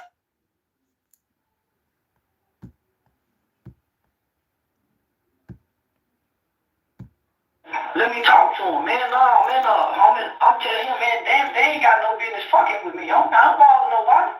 He ain't got no business. He don't bother nobody. So he's like, man, boy, he was on your post. Man, this is over Facebook, homie. This nigga can't look at me. Yeah. So they live 40 minutes away. Homie, I'm in this area. Yeah. Y'all show up with me, 4-5 guys. Man, I'm standing up, and I'm steady seeing people pull up. Man, I ain't pulled my gun out, but it's in my pocket. I'm steady seeing people pull up. Man, fuck this. I'm not over the table. He getting these type of charges. Somehow they always get dismissed. Somehow he always get his gun rights back. The man's a fucking Fed agent, man. CIA or something, yo. He's not what people think he is, man. Knock over the table, get down low. I see the other brothers that say he's a big bad blood. Yo, but that's what it is. It ain't like say because people don't get it. I don't know what's going on. If the pastor say, no, I'm not for the man, I don't know what's going on. All these niggas pulling up down here. They all go down there. It's like 7, 8 of them down there like they waiting on me. Yeah. Oh, man, shit, I done said some shit. They probably should have told me is what I'm telling myself. So I waited out a little bit. The old man show up. He see what's going on. Tell me, say, Blue, I call the police on you. Who's the old man? The old man Pops. He tell me, man, I call the police on you, Blue. Why you? He said, man, what's so? He said, I call the police on all y'all. Ain't none of this finna go on down here. Blue, get in your car and go right now. That's what they call you, Blue? Yeah. So Blue, get in your car and go right now. So shit, man. He is, Charles. I get my car. He is. That's exactly what he is. Pull off, go up, bust me a love down the mountain, make sure ain't nobody following me. Go down the mountain, bust that right, down Raymond, go up to Raymond, bust that left down pay, make sure ain't nobody following me. Go on by my business. So the other one come back, but then they go to say with me, they go to tell me, meet me at Randomino Park, meet them at Randomino Park. Man, what's up? What am I gonna meet y'all for? Y'all done drove all the way from where y'all live in the comfort of them big old houses. Y'all done drove all these pretty high-end cars down here. Man, to do what? Right. And I can't defend myself? Yeah. So let me finish. I know you got some more questions. Right. So, of course, I'm gonna go to Facebook, man, them punk ass niggas, I go do antics. Look, man, still clout chasing. Of course, I'm gonna go to Facebook. Of course. This is who he is, y'all. This ain't no character. It's a fucking cone. I already know they not about that kind of shit, so I go on by my business. I don't have to worry about them. Yeah. But the little one come back last night. Was it last night? Which one you call little? The one with the half body, man. Come back to the classy lady. When was the night that cold front come through? Monday night. He come back Monday night. Yeah. Tell me on social media. I'm at the class. He ain't gonna leave because that's where he's safe at. That's where he got the protection at. He ain't gonna leave. He ain't gonna leave that area. He know he can't be touched there. I mean, he can, but it's gonna be a serious risk. He's an agent, yo. I'm telling you, somebody do something, yo, they going straight to the feds. Straight to the feds. I'm telling man, meet me in the cemetery. Man, I'm waiting off crap. I'm telling him, man, meet me in the cemetery, you bad motherfucker. You done came out in the cold. And he talking about, you by yourself, I'm finna send you back naked, you motherfucker. You can't stop me from doing nothing, you with that one on. So I'm high-side and making fun of him, taking his pictures and showing them pictures. But nah, man. So they gonna call me. They can't. Egging on the beef. Well, you see how he tried down? I'm high-fiving, taking the picture. Disrespecting the guy. So when they come press him, now this is him. From where they came. Right. I ain't went nowhere to Arlington. Yeah. I ain't went nobody where they live. I ain't went by no tax office. Yeah, it is. I got a GPS on my car. Yeah. But we can go pull up and show all my location. They went nowhere about Yeah, it. they cool with each other. So here it is. So when was it that they rolled up on you out there next to Classy Lady? Was that Sunday? Yeah, the same day. The same day. Pastor man was down. Pastor McIntosh was down. He right there. Okay, so that's what I was going to ask you about. Why was Pastor McIntosh there? They called him. Well, I don't know. Somebody called him. He came down there to mediate. Yeah, so try to make sure they Yo, were safe. at the end of this interview, he called the feds. At the end of this interview, he called the feds. I'm gonna show y'all. Pastor McIntosh is our street pastor. He really my pastor. That's my pastor. He's a good dude. I know. Man, he married me and my wife. Yeah, he's a good dude. Straight He's one of up. the only people in the city I listen to. Other him, my mother, and that old man. Right. Because I know he's an honorable, just man. Right. So he's a mutual to both of us. Now, Corey used to be a pastor. Right. He's trying to play pastor again up under TD Jakes, but they all playing for the money. So they mad at me, man, because I'm the one. Look, they all playing for the money. That's what the fuck he did. That's what he. That's him, y'all. This is who he is. He's a sellout. Been the sellout. That community activism shit. That shit wasn't for the kids. That shit was for him. He a dirty motherfucker. No, they the ones, man, I point out the pastors. All this, man, that's all this is. So they done blew this up, man. They talking gangster. So you bring an army. I didn't call, man, listen, it could have been a war out there. I could have been called people say, man, these niggas don't, I ain't called nobody, man. Yeah. I ain't called nobody. Okay. So there wasn't anybody else out there with you that day? Man, one dude showed up, passing by, saw what was going on. Another dude in a CLS 550, he saw what was going by, parking across the street. Just like, man, what the? Because they see all them dudes standing down there. Did they pull guns? Any of your buddies? Did nobody have no gun but me? Okay. I'm the only one. I keep mine on me because listen. And you pulled your gun, why? Man, I see Corey, all these dudes coming in. Listen, he ain't even licensed the car. He ain't even licensed the car. How'd he beat this case? And they said what they coming to do. This ain't no understanding about no fight. This dude said on blood, I finna come do what I used to do. And he's supposed to have a reputation shooting guns. Okay. He's supposed to have a reputation. So he said that on Facebook. Jack, weak as a motherfucker, on Facebook anywhere, I'm gonna come kill you, I'm gonna shoot you. Yeah, I got the screenshots in my phone. You do? Yeah. Can you show them to me? Get my phone. Yeah, kind of, sort of. That's not a smart question. Yeah, get my phone. So he's saying on Facebook. So listen to the. Now listen to when the police break down his story. He lying. He started this whole beef with these guys, and when they pressed him about it, he playing victim. He's gonna come kill you. His exact words is, my brother Mark Hughes and Corey. Hell yeah. I came to kill you, nigga. That's his exact word. When he was coming down there, for my brother Corey came to fight. He said he come to kill. Was that after the incident or before it? No, before and after. Okay. See, the earlier part, he was supposed to come by himself. He said, Listen to the earlier part. For some reason, he don't got the earlier part. The earlier part got deleted off Facebook. He instigated this whole beef. It wasn't no earlier part. Listen to him though. I'm gonna shoot, nigga. I ain't doing nothing. They're talking. So who showed up first out there? Mark Hughes. Mark showed up first. Mark showed up first. And what happened when he showed up? Pastor had just showed up. Pastor showed up first. No, Pastor. First it was Mark. First it was a guy by the name of 50. I don't know 50 real name. 50 was like, man, what's going on between you and Mark?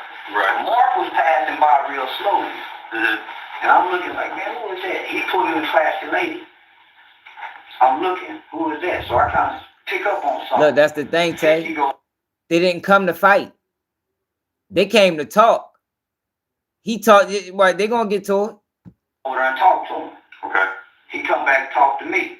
By this time, Pastor pulled up. Pastor McIntosh. Yeah, we're going to get to them, y'all. By this time, I just want to show y'all this real quick.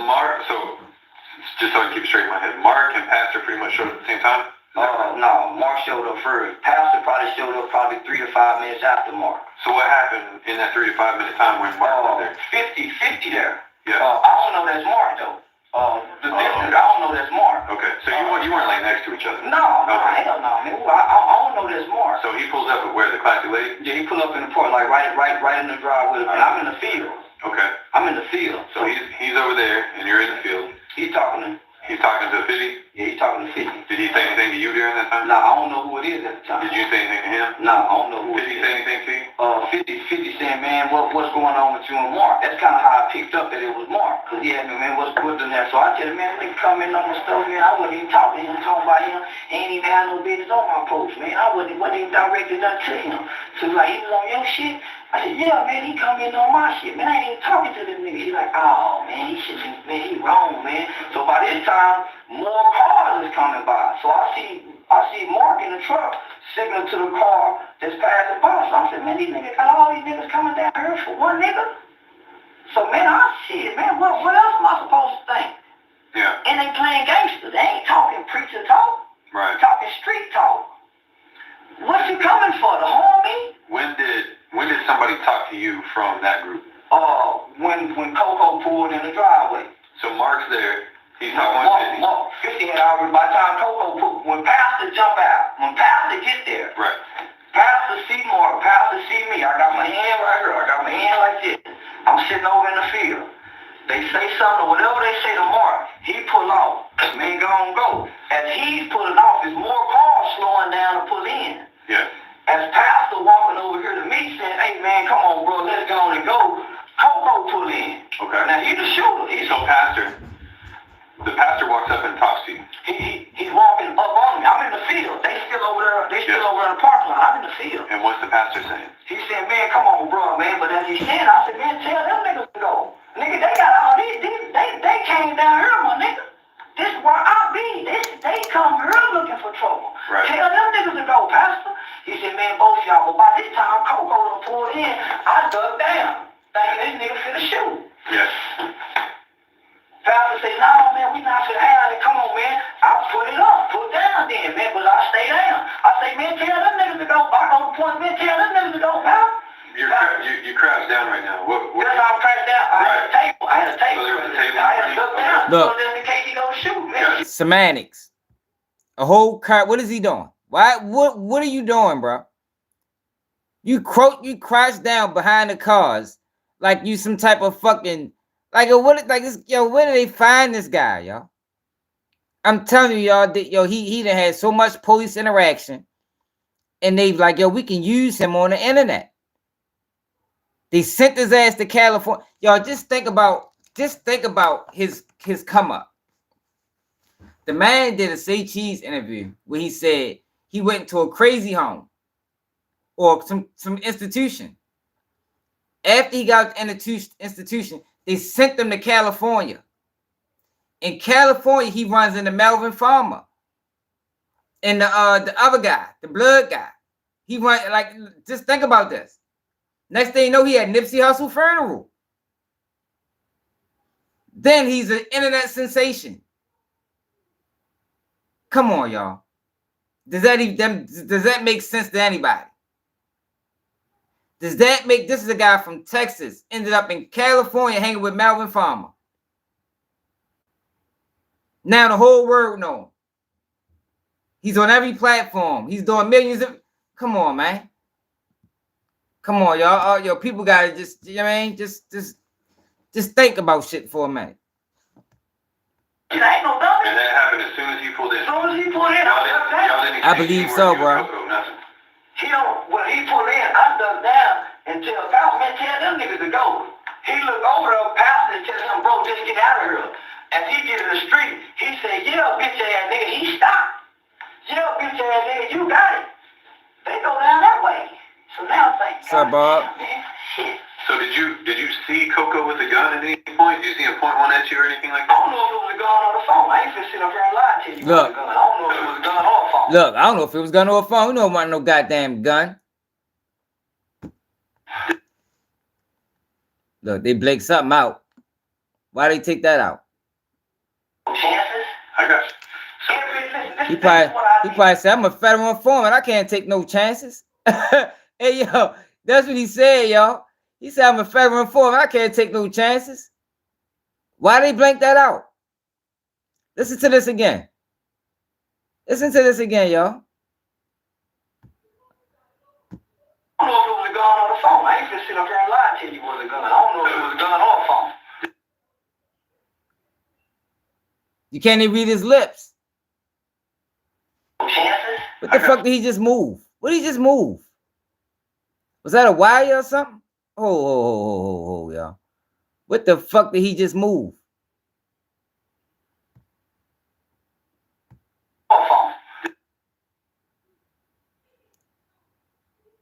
Took his eye out. Chances? I got you. So, this is what I deal with.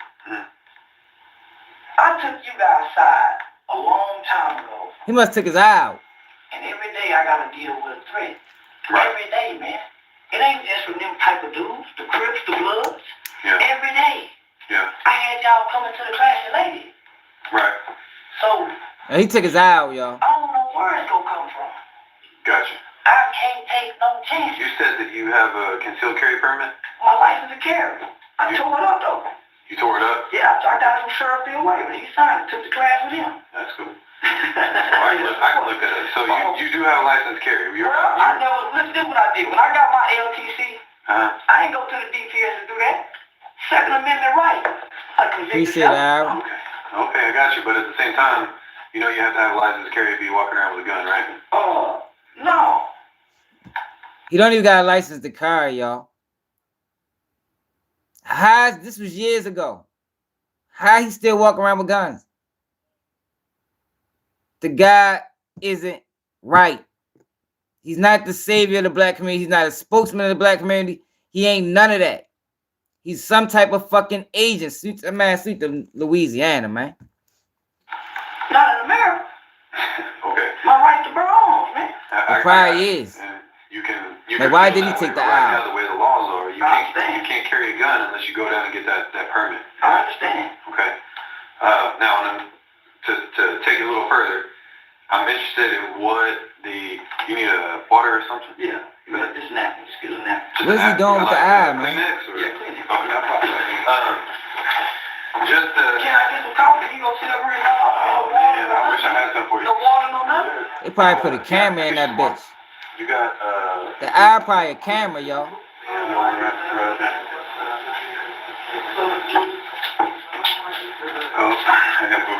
Straight up. There's probably a camera in that eye, man. Fuck you take the eye out for? Straight up. Fuck you take that eye out for, man? That's a good question. Now, so look how the police be like, hold up. So we gotta listen to the police. And I'm gonna show you how he called the fade. He shot a lot of that stuff. Well, and that's why I wanted to talk with you to try to get your version of the events, because I'm talking with them and they're giving me one story and there's always another side to it, right? Fucking camera in that bitch. So the questions I'm asking might seem dumb or obvious or whatever, but it's just to kind of try to clarify. Listen, bro. I do too much to instigate violence, right? My credibility and my character is too precise in the community, bro. I'm radical in a motherfucker, but I ain't gonna instigate no violence. I'm antagonistic, right? Right. So what the fuck did I tell y'all? This is not a character that he's playing. I didn't even catch this word the first time we watched this. He's an antagonist, man. That's what he is. He's a fucking clown. He admitted it. I'm an antagonist. I'm a clout chaser. He's a fucking bozo. You're an emotional dude. I brag about my Facebook post was today I control these niggas' emotions. I can make them pastor guys off something I say on Facebook leave the comfort of their home, man, and risk coming out here and killing me to go to prison. They wasn't coming to talk. Okay. They didn't call all them blood. Charleston on blood this and on blood. They wasn't doing that to come talk. Yeah. Man, everybody know what I do. I'm gonna be at the class and maybe feed my people and stop sick, doing something for my community out that building right there because the church won't do it. Right.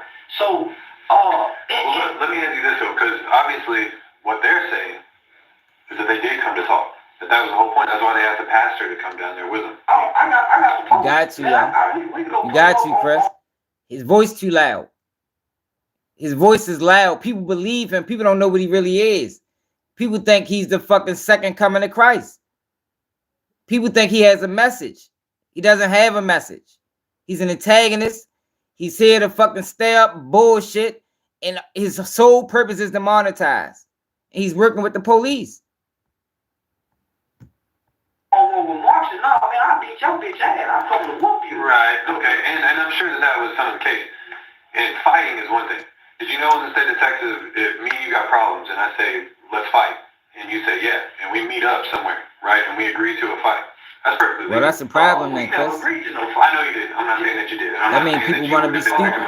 But what I'm saying is that's more legal than saying I'm going to shoot you. Because would you agree with me that I'm going to shoot you?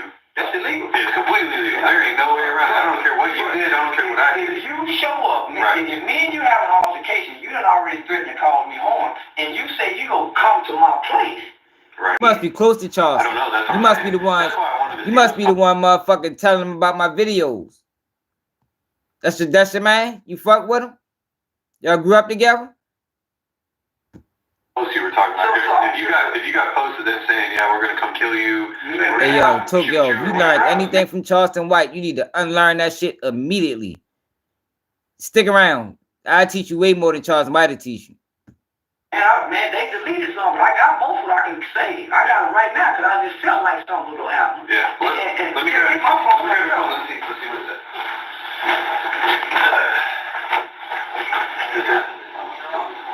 There you go.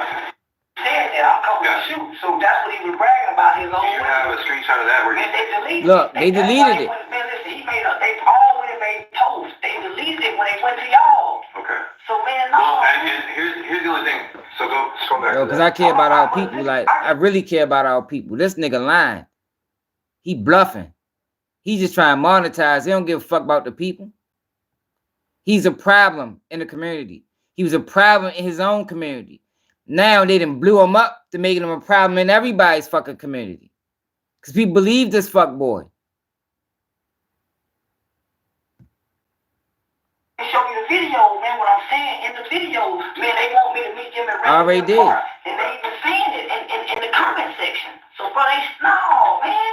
So at this Definitely point, aging the chaos. Bro, it sounds like you got your mind made up. No, I don't at all. I'm going off of what I can prove, right? All right, and my job here is to get to the bottom of the truth. If you got time, let's get to the bottom of it. Because here's the thing, man, I have really had my day in court, man, because I got the video to prove it. I'm saying the video, and they on the video having words with me. And that's what I want to talk to you about, because I want you to explain something to me.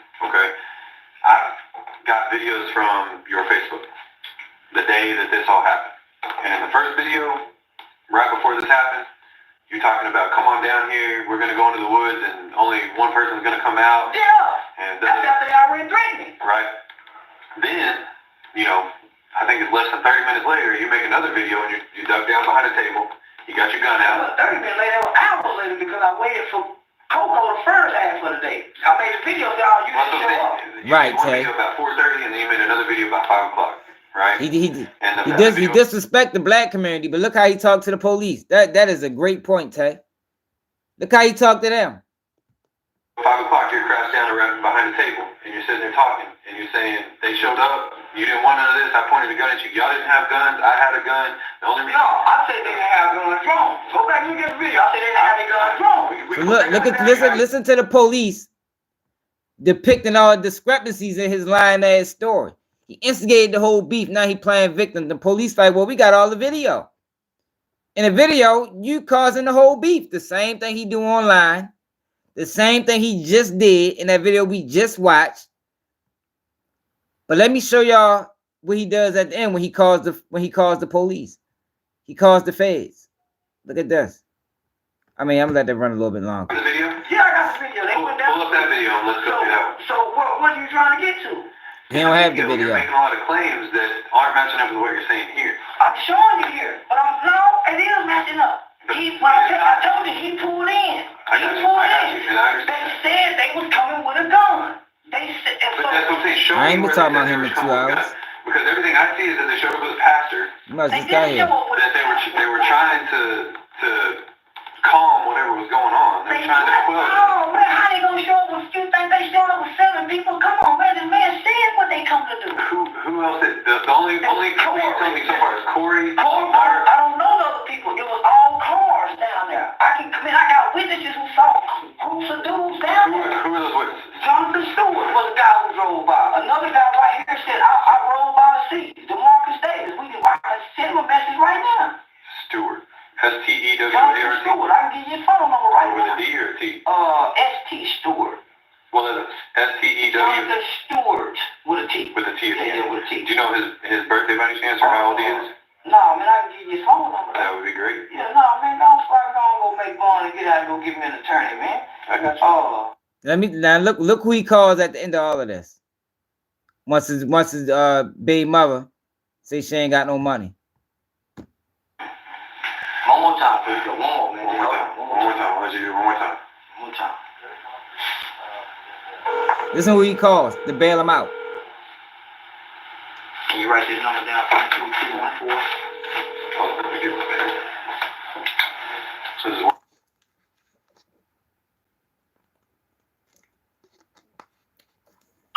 Hey Shannon. What are you doing? Man, I just got arrested for aggravated assault with a deadly weapon defending myself. You're lying. Man, I'm on my way to jail. You would be calling me from your cell phone. Man, I'm in the office with the detective right now. Hey, how are you? Are you kidding? No, I'm dead serious. No bullshit. This is his job right here, Oh y'all. my God. Okay. He works for this lady. I had some so-called gang members threaten me. Shannon Ross. Me. Showed up to my place and I drew my weapon. And they went and pressed charges on me. If they're showing up at your place and you're drawing a weapon, how does that work? Well, their story against mine. Does the detective know who you are? Yeah, and that's why I'm making this phone call to you. That's why he is kind as he can be. And we're sort of. Okay, yeah. Well, I mean, I'm not trying to get an attitude. I'm just kind of like, what is happening? Charleston, you know, I was just telling you what you do. Like, you yes, talk ma'am. to many people, and he's on with me on many criminal defense cases right now. Working with me and the attorney. Yeah, they understand all of that. Okay, so what do you need from me? How can I help? I might need to borrow about 1,000 or 1,500. If Attorney Slayton hadn't sent that check yet, I may need it ASAP. Okay. Attorneys are sending him checks. Call. I think we need to call Mitch Johnson or call Mitch. He'll come do whatever he needs to do for you. Who, Mitch will? Yes. Well, I need Jay ASAP. Okay, because he's one of the top attorneys in the country, actually. If he wants you. The best attorney in the country. So what does Mitch do? Can he call the detective? The charge, I'm already being charged. What you want me to do? Want me to call a detective? This man's a fucking agent, man. That's why the community ain't fuck with him. No, see, Chris, you ain't see this. Fuck the baby. I said fuck Lil Ronnie. Now which one of you niggas gonna put your life on the line and come die by the baby? Nobody. Didn't nobody put their life on the line to go look for them niggas that killed the baby, nigga. Fuck No, hell no, that's an agent. Fuck the city of Fort Worth. Fuck the baby.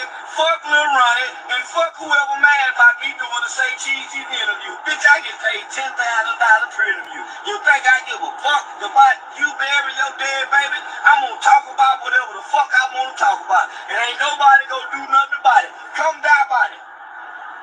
Come down by it. Nigga, and I mean every word I say. Fuck that city of Fort Worth. Nigga, somebody, ain't nobody gonna do nothing. We already... This the same thing he did in this situation. The same thing. He did the same thing, right? He's doing now in this situation. But he tries to sell people, I'm playing the character. No, you're not, bitch. You a clown in real life. To jail. This happened on Sunday. I'm going to Tarrant County Jail. This is not a joke. Shannon, I'm not bullshitting you, mama. I wouldn't be calling and playing with you like this. So you're going to be in there with some of our clients? Yes, ma'am.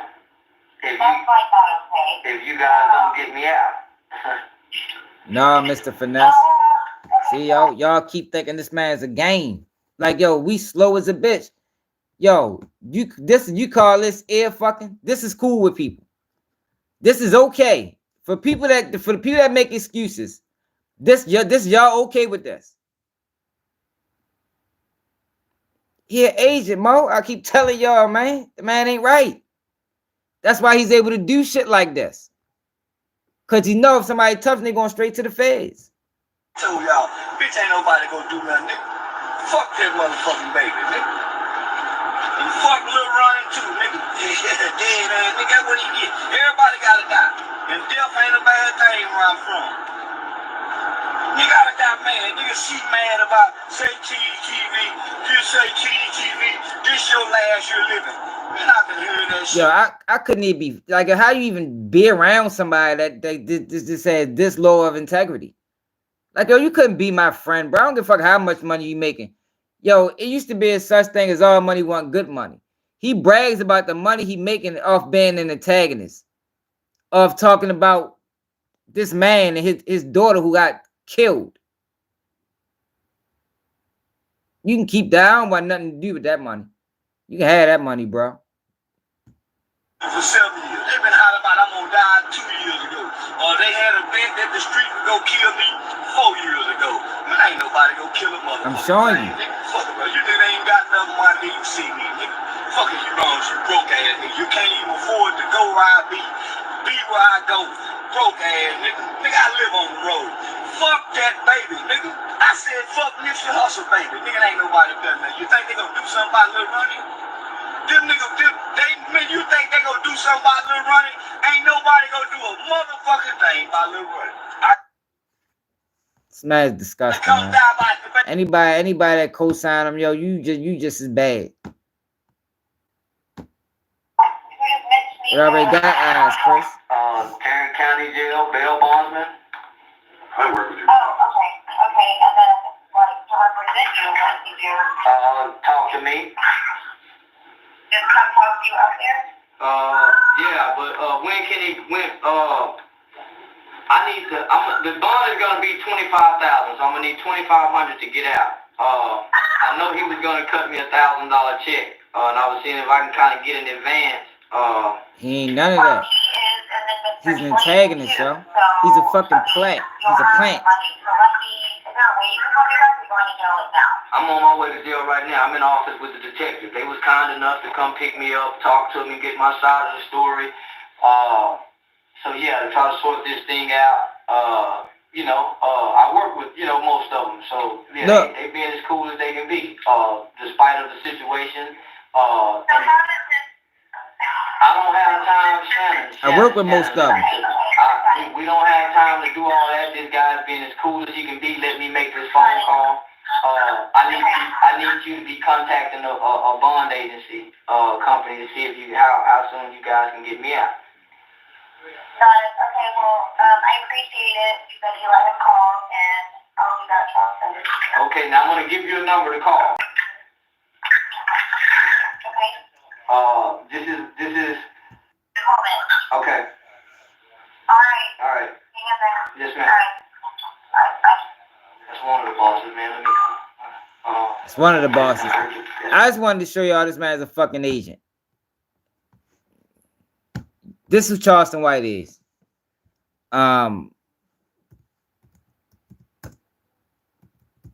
This is Charleston White. Right here. This is the new version of Charleston White. Shit. The old version, I mean. God damn.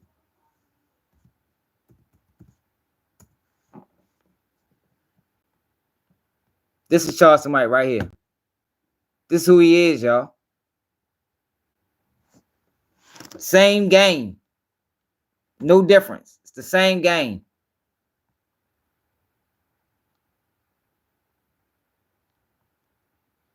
To Los Angeles to stand trial for the machine gunning of a police officer in Los Angeles. More sophisticated stuff. Oh, no. Cultural organizations that you infiltrated, what you did. Listen to this question. Hiring conversations in the Los Angeles area where listen to this. People into black cultural things met. And Will Heaton used to meet me there. And he would go into very long and tiring conversations with some very articulate brothers about culture, African culture, and Afro-American culture. Tell me about some of the cultural organizations that you infiltrated and what you did. PASLA, Mafunde, Watts Writers Workshop, which they had. The Watts Writers Workshop? Yes. Watts Writers Workshop, which was one of the oldest established black writers workshop. That place was burned down? Yeah. The Bureau had it burned down. How do you know that? I know because I participated. I did the arson. You burned down the Watts Writers? Yes. Why did they want it to go? At the time, funding had been cut to the workshop, had been cut out, but it looked like there was a possibility of a grant being given back to the workshop. And if there was no theater, there would be no grant. How did you do it? 2 cans of kerosene, a Purex bottle, gasoline, and a flare, highway flare. Why didn't you use more sophisticated stuff? Oh, no. You're never overly sophisticated. It's too obvious. This way you make it look like, maybe somebody in the neighborhood that got kicked out of theater at one time, got mad and came and burned the damn theater up, that kind of thing. But you were involved in this theater? I mean, did it get to you at all? Hey, man, that got to me a great deal. I love that theater. I built the stage. You built the stage? Oh, yeah. When I got to the workshop... This man infiltrated. FBI informant talks infiltration of black culture. Like, yo, this play has always been ran, y'all. Like, it's nothing new. This is the type of things that they do, man. They find a fucking house nigga. They find a sellout. And they display him to the world. Makes it seem like he with the people. But the whole time he with the people. You understand what I'm saying? This is Charleston White, man. That's who he is. The original stage that had been built needed an extension on it. The original part of the stage was in terrible condition. They had no lighting system. I put the lighting system in myself. Look, he helped. I put the stage in myself. And that was a stage, man. And that was a theater. It's a nice theater. Activity. What's wrong with wanting to put them in prison? I would become aware of what your so-called law enforcement agencies on the outside, I have no real life to speak of. I suffer from the fact that a lot of information that I gave out was the undoing of certain groups or certain people. A federal informant that infiltrated black culture. I suffer from the fact that I'm on the run constantly. I have no real life to speak of. You have no family life, really? You have a wife?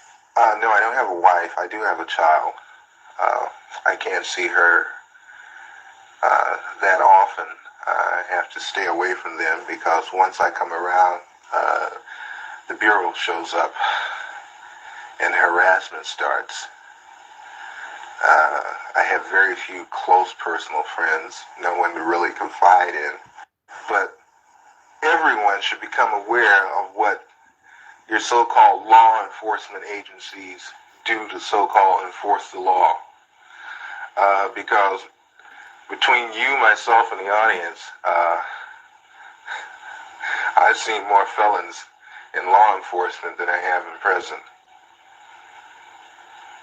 Many would say, well, look, you yourself just got through saying that the DLA was involved in criminal activity. What's wrong with wanting to put them in prison? How would you answer them? I would answer them this way. First off, we have to understand why they did what they did. But I'm not even gonna go off into that psychological hoo-ha. What I'm gonna say is, when you become just as bad as the people that you go after, then there's nothing gained and a whole lot lost. You also were active in the infiltration of many cultural groups. Before we go into that step by step, how much research and study did the FBI engage in of black culture in the late 60s? A great amount. Give me an idea. For the thing is, I can. They have a file on every type of magazine that blacks read. They have a file on the music, dance, theater, actors, comedians, you name it, man. Trying to tell y'all, man. Y'all think it's a game, man. Oh yes, definitely. What would they do with music? To understand the people, you have to understand the culture. To infiltrate, you have to understand. You had a lot of so-called white liberals that were infiltrating the so-called black groups, using the information that they had gathered from the studies of blacks.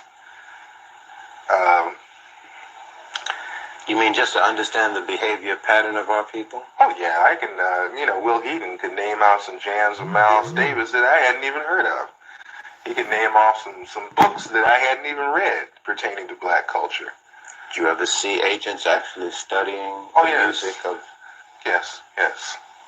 Yes, I've seen them going over even video portion of cultural events. The understanding, like when, you have an organization Leroy Jones Black House. You remember that? Okay, Leroy Jones's place, which was done on the because we think this still don't go on. Not some of us, but it's a large portion. It's probably only 20% of the community that still knows that they still rock like this. This is still an option. Everybody else just dismiss it like, no, it can't be. Charleston White is a fucking agent. It's obvious. It's the amount of people that can't see it is crazy. Who does this, y'all? Who does this? Who does this? Nobody. Didn't nobody put their life on the line to go look for them niggas that killed the baby, nigga. Fuck is wrong with y'all, nigga. Fuck the seal for work. Fuck the baby. Fuck Lil. Who does? That's not normal behavior of a black man, y'all. It's not normal behavior. We don't rock like that. That's somebody on a mission. That's where I first heard the word kintu, mantu, hantu, hentu. These words of the African continuum. I learned that from an agent. He ran it down to me. They make in-depth studies of the personalities of the people they're dealing with too.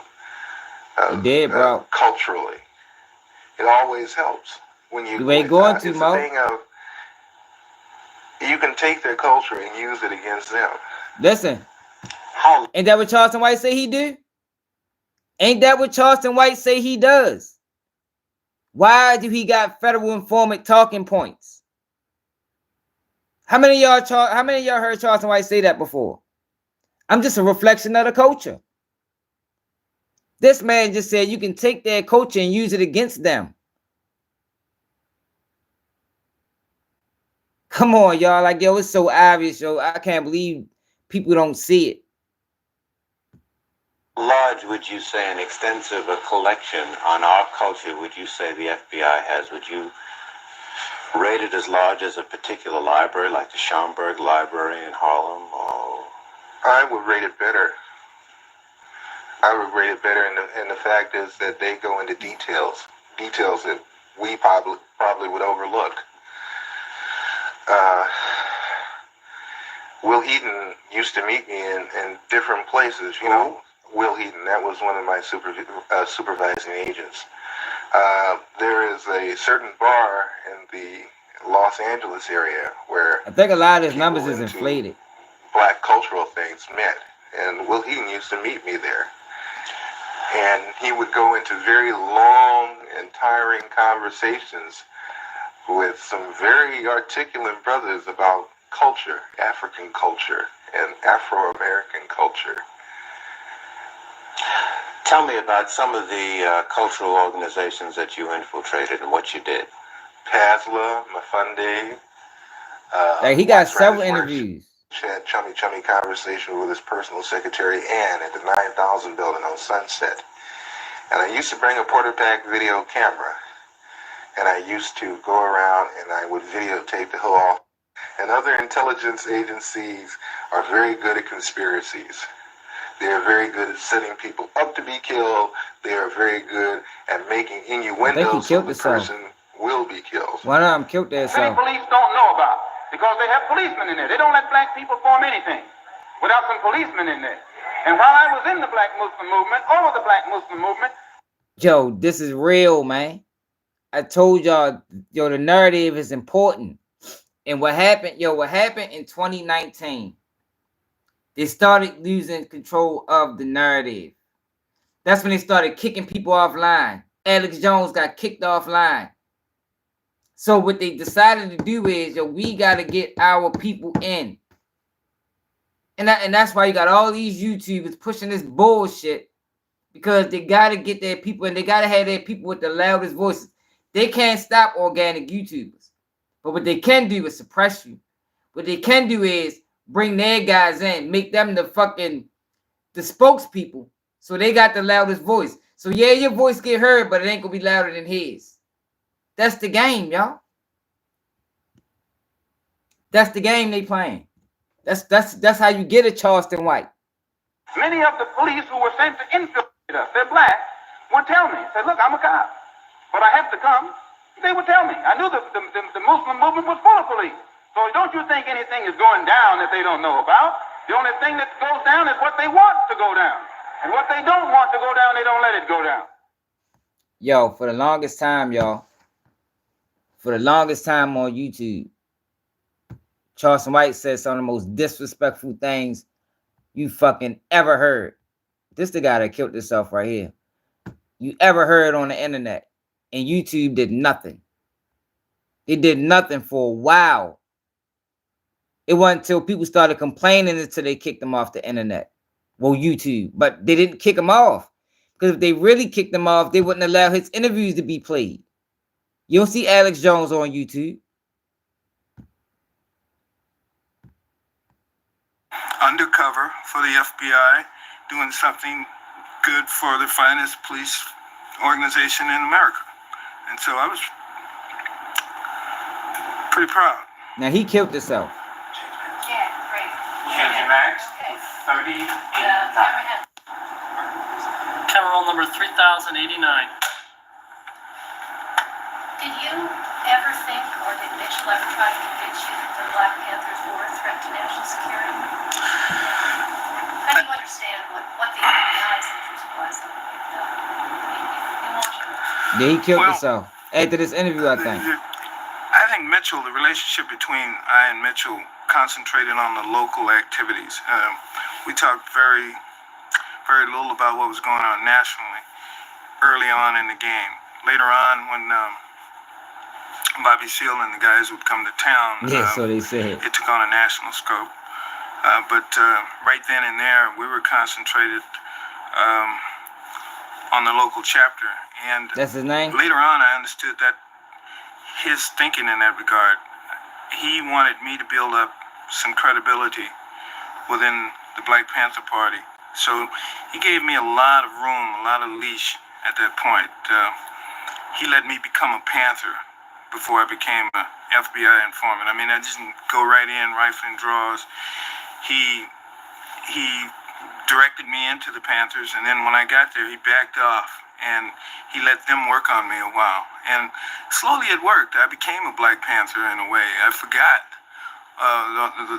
the scope of me being there. In fact, I didn't really know why I was there. I just knew I was to report, but I really didn't have anything to report early on in the game, so I concentrated mainly on Panther duties. I lived the life of a Panther. Tell me about that. How did you,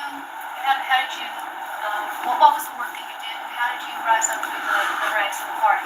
Well, mainly from day one, we had very little personnel, a lot of spots to fill. There were a lot of activity, a lot of things to do, and so naming positions at that point and filling those positions were really the leadership's responsibility at that point.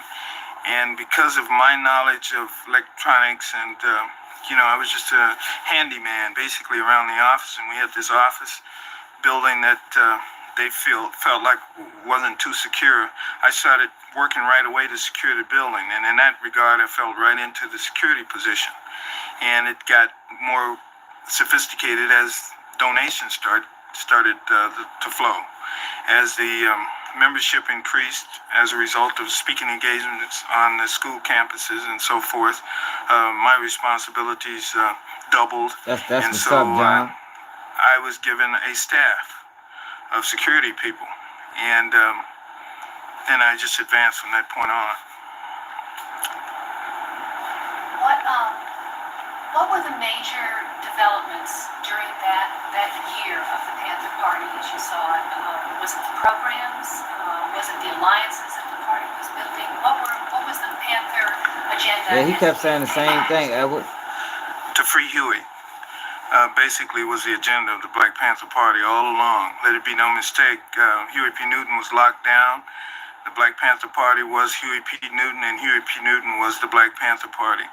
And no matter how powerful or strong our membership got in the Illinois chapter of the Black Panther Party, no matter how many speaking engagements Hampton had, or how many donations we had, or how many papers, see, he couldn't live with himself. He didn't well, if you let him tell it, he didn't realize what he was doing at the time. He didn't realize that the Black Panther Party wasn't actually a radical racist movement. It was more about black unity. So he felt played. He killed himself, or he died somehow, or maybe he didn't die, but he disappeared. Let's say he disappeared. But this is the games they play.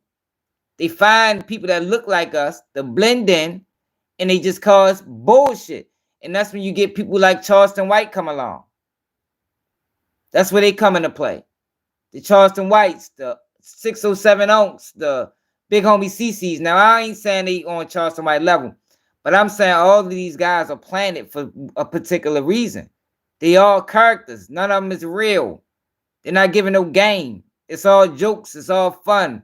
It's all negative. It's nothing positive coming from these people. You can't learn anything from them.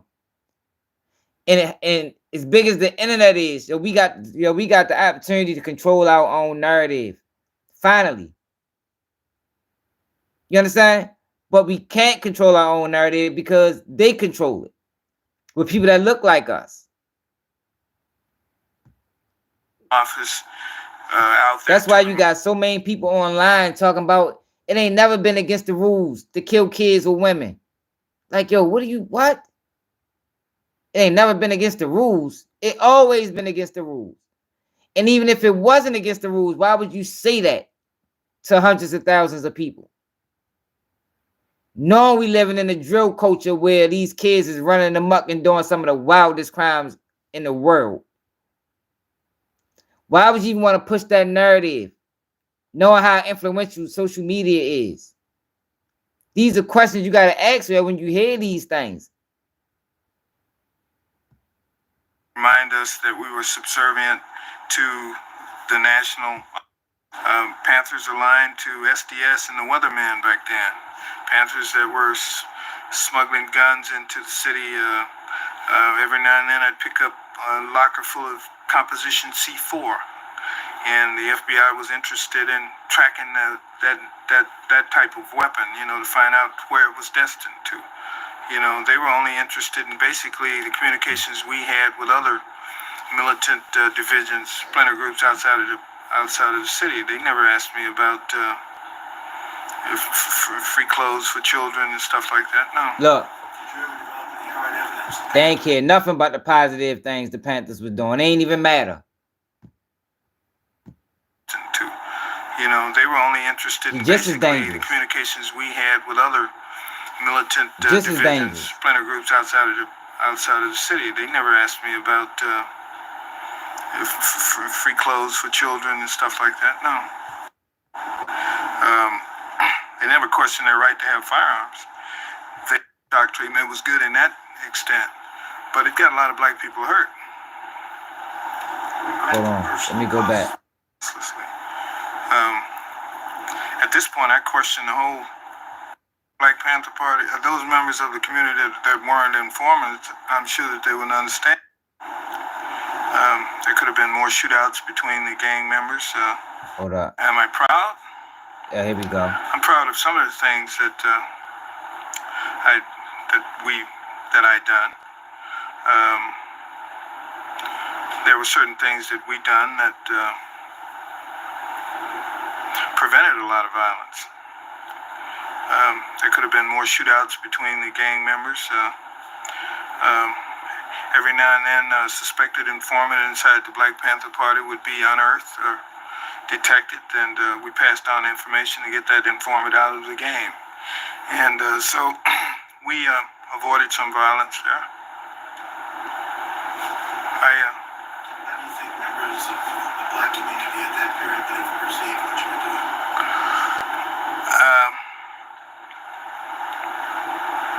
Well, those members of the Black Panther Party, those members of the community that weren't informants, I'm sure that they would understand, but there was quite a few informants back then.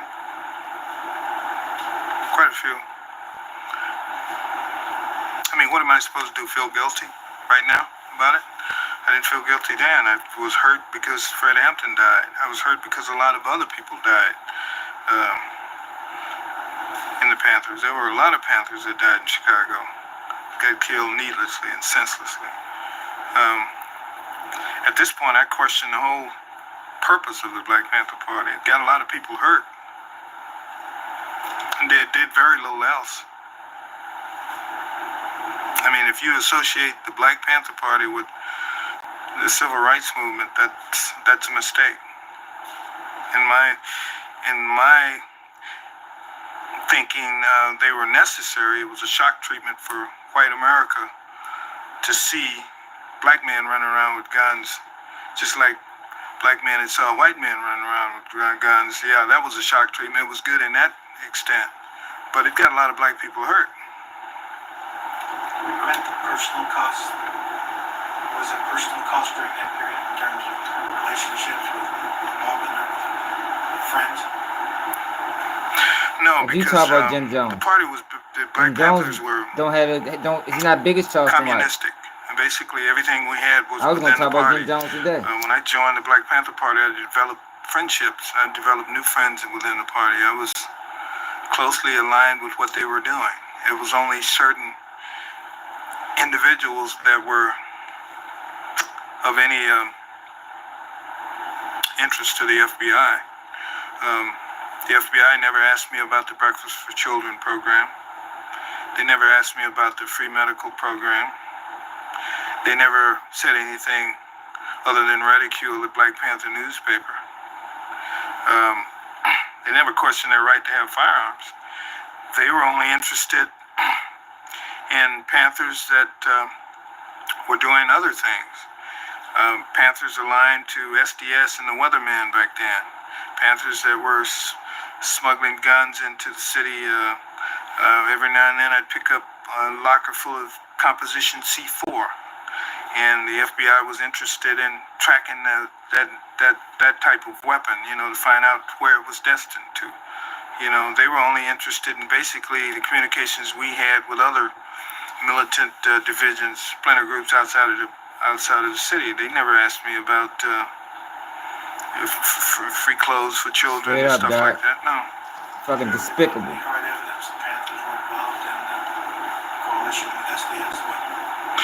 Well, the Panthers had a public coalition with SDS, but the the Weather Underground was a different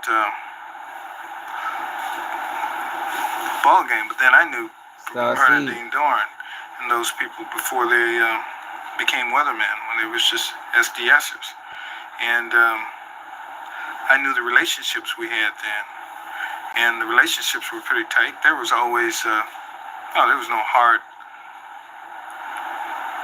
proof, but who needed proof? I didn't need it. FBI didn't need it. What would you tell your son about what you did?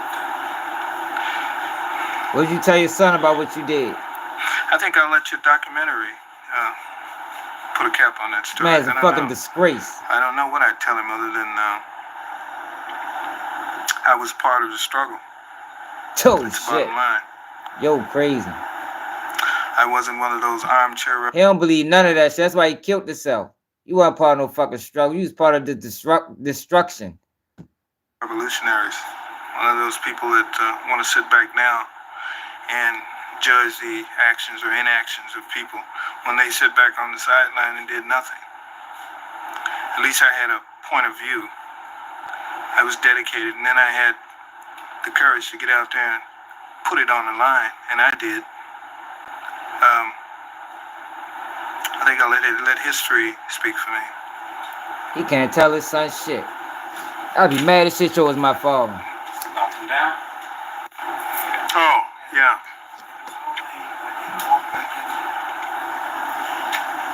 Yeah. The Chicago police gonna raid you? No. We wasn't worried about the Chicago police raiding us. Like I said, we had guns. They knew we had guns. We had guns ever since we were there in the office.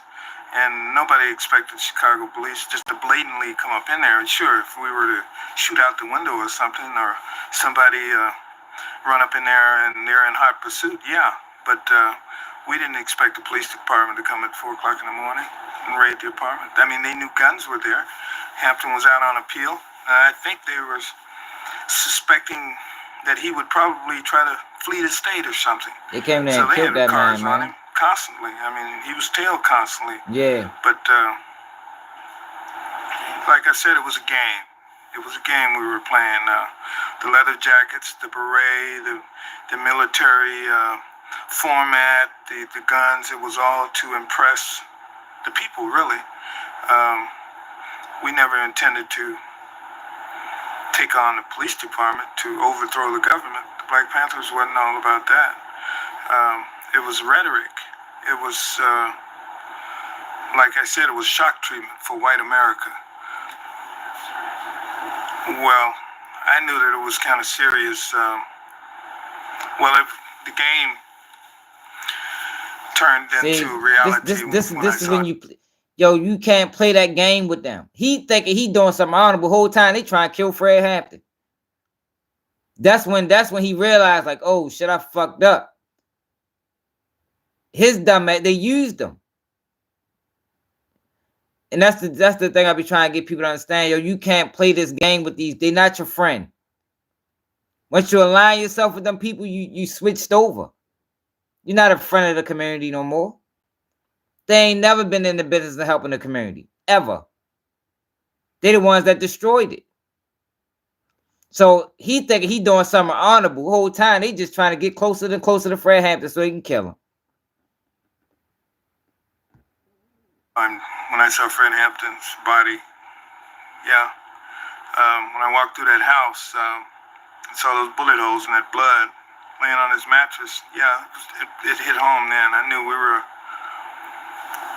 in the real world, and that there were people out there that was going to kill us. That was the bottom line. It was real. But before that time, it was, you know, we used to walk around packed. I mean, I carried 2 guns every day for 7 or 8 months, we used to walk in the University of Illinois Circle campus, man, on a speaking engagement at 2 o'clock. It's fucking fuck boy. This is Charleston White in 2025. They using them to fucking stare bullshit into the community. I'd be glad when people realize that. For real. Yo, it's not in front of the people. Yo, but we got Jaguar Wright, y'all. Who a lot of people said was the motherfucking person that told the world that they was coming at the Diddy. Now found herself in a lawsuit right next to Diddy. What's the odds of that? What's the odds of Jaguar Wright finding herself in a lawsuit with Diddy? And not just her.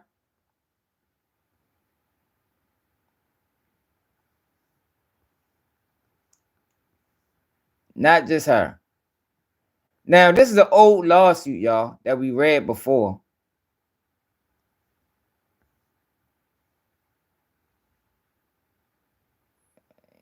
Remember Diddy posed an R the girl with the remote control? And shots got the fire and all these crazy things happen?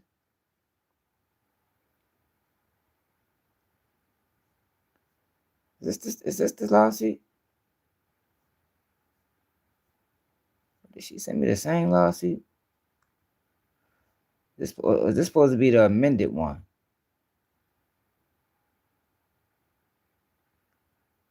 Oh, y'all. Make sure she sent me the right lawsuit. Here you go, right here. My bad. That was the wrong one. That was the old lawsuit. So here's the amended lawsuit. Sweet the Flim Flam, y'all. Where she mentions Odell Beckham Jr., Shane Perez, whatever, Ruben Valdez, Drewski, Jacqueline Wright, aka Jaguar. What the fuck is Jaguar doing in a lawsuit with Diddy? Janice Combs, Keith Lux, aka Big Homie CC. The fuck is going on? I told y'all these people wasn't right. I keep trying to tell y'all think I be talking. These people ain't right, man. They ain't right. All right, so let's say plaintiff Ashley Parham. Now, she did an interview, y'all. John Doe and Jane Doe together, plaintiffs filed their complaint against defendant Sean Combs, Diddy, Christian Corm, KK, Shane Perez, Shane, Ruben Valdez, Odell Beckham Jr., Odell, Drew DeBoards, whatever, Drewski, Jacqueline Wright, Jaguar. What the fuck did they do? Let's find out. What the fuck did Jaguar do? What is she doing in this lawsuit? After all the things she must ain't talked about Diddy in a while. So they got upset with her.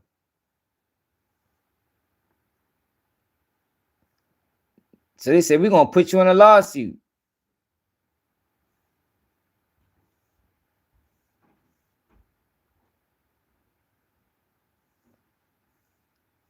Drewski, Odell Beckham, is an individual who resides in is domiciled in Florida, previously referred to as John Doe, and Drewski. He was another John Doe. He's from Maryland or Georgia. What the fuck? Oh, look what we got here, y'all. Good old Jaguar Wright. All them years she been talking about Diddy. Check her out now, y'all. She is in a lawsuit with Diddy. Who would ever thought? Who would ever thought that Jaguar Wright participated? I think we mentioned that on Keep It G News before, but I could be wrong.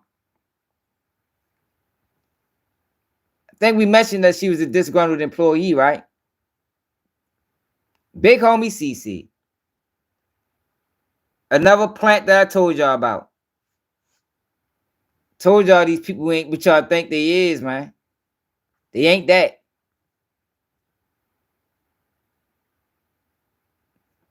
So let's get to the factual allegations. All right, so let's start right here. Hold on, let's see where we're gonna start at. Survivors. Hit that like button, y'all. Defendant's fraudulent concealment through active attempts of cover-up caused the ongoing trauma plaintiff suffered. Plaintiff Parham had repressed her experience until recently when defendant Diddy was accused by his ex-girlfriend, former employee Cassie Ventura, and others regarding their experience with defendant Diddy. Nah, we don't want to read that. We want to read the factual allegations. Let's see what role everybody play. Can everybody see that? Hit that like button, subscribe to the channel if you're new. If you want to support the platform, Cash App, Baltimore Swag. And don't forget, we go live every day at 11 p.m. Eastern Time. Plaintiff met defendant Shane in February 2018 after an altercation with another man at a bar, and defendant Shane came to plaintiff rescue. While outside the bar with friends and other patrons, plaintiff Shane FaceTime video called defendant Diddy and was showing people defendant Diddy in a video on his phone, attempting to impress the people with his famous friend. Defendant Shane then showed plaintiff defendant Diddy on his video call, which plaintiff ignored, stating she was not impressed by knowing defendant Diddy because she believed defendant Diddy had something to do with the murder of rapper Tupac Shakur. Visible in the FaceTime call was defendant Diddy and some of his children, including his sons Christian and Quincy. It appeared from plaintiff's perspective, defendant Diddy was having a get-together at his home during the time of the FaceTime call with defendant Shane. Defendant Diddy heard plaintiff's statement and made a remark that plaintiff would pay for her statement regarding Tupac and overall dismissal of defendant Diddy. On March 23, 2018, defendant Shane invited plaintiff over to his house to assist him with his cancer medication because he stated he was weak and unable to open his medication. Upon plaintiff arrival, defendant Shane informed plaintiff that he wanted to give her a ride in his new car. Plaintiff and defendant Shane left his residence for a brief period and then returned. Once they returned, defendant Shane left the door to his apartment partially open and stated that the door was ajar because there was an issue with the door where it couldn't close completely. Defendant Shane was renting an apartment on the lower floor of the home in Orinda, California. Defendant Shane had a separate entrance to his residence that led to the backyard of the home. The home also had a main entrance on Loma Vista Drive. All right, so let's get to it when Diddy come into play. Approximately 10 minutes after plaintiff and defendant Shane returned from their drive, defendant Diddy entered defendant Shane's residence. Defendant Diddy entered the home in a grand, ready-to-party manner. His grandiose entrance was so loud that the dogs upstairs began barking. Defendant Diddy did not enter the home through the backyard entrance, but instead through the main entrance.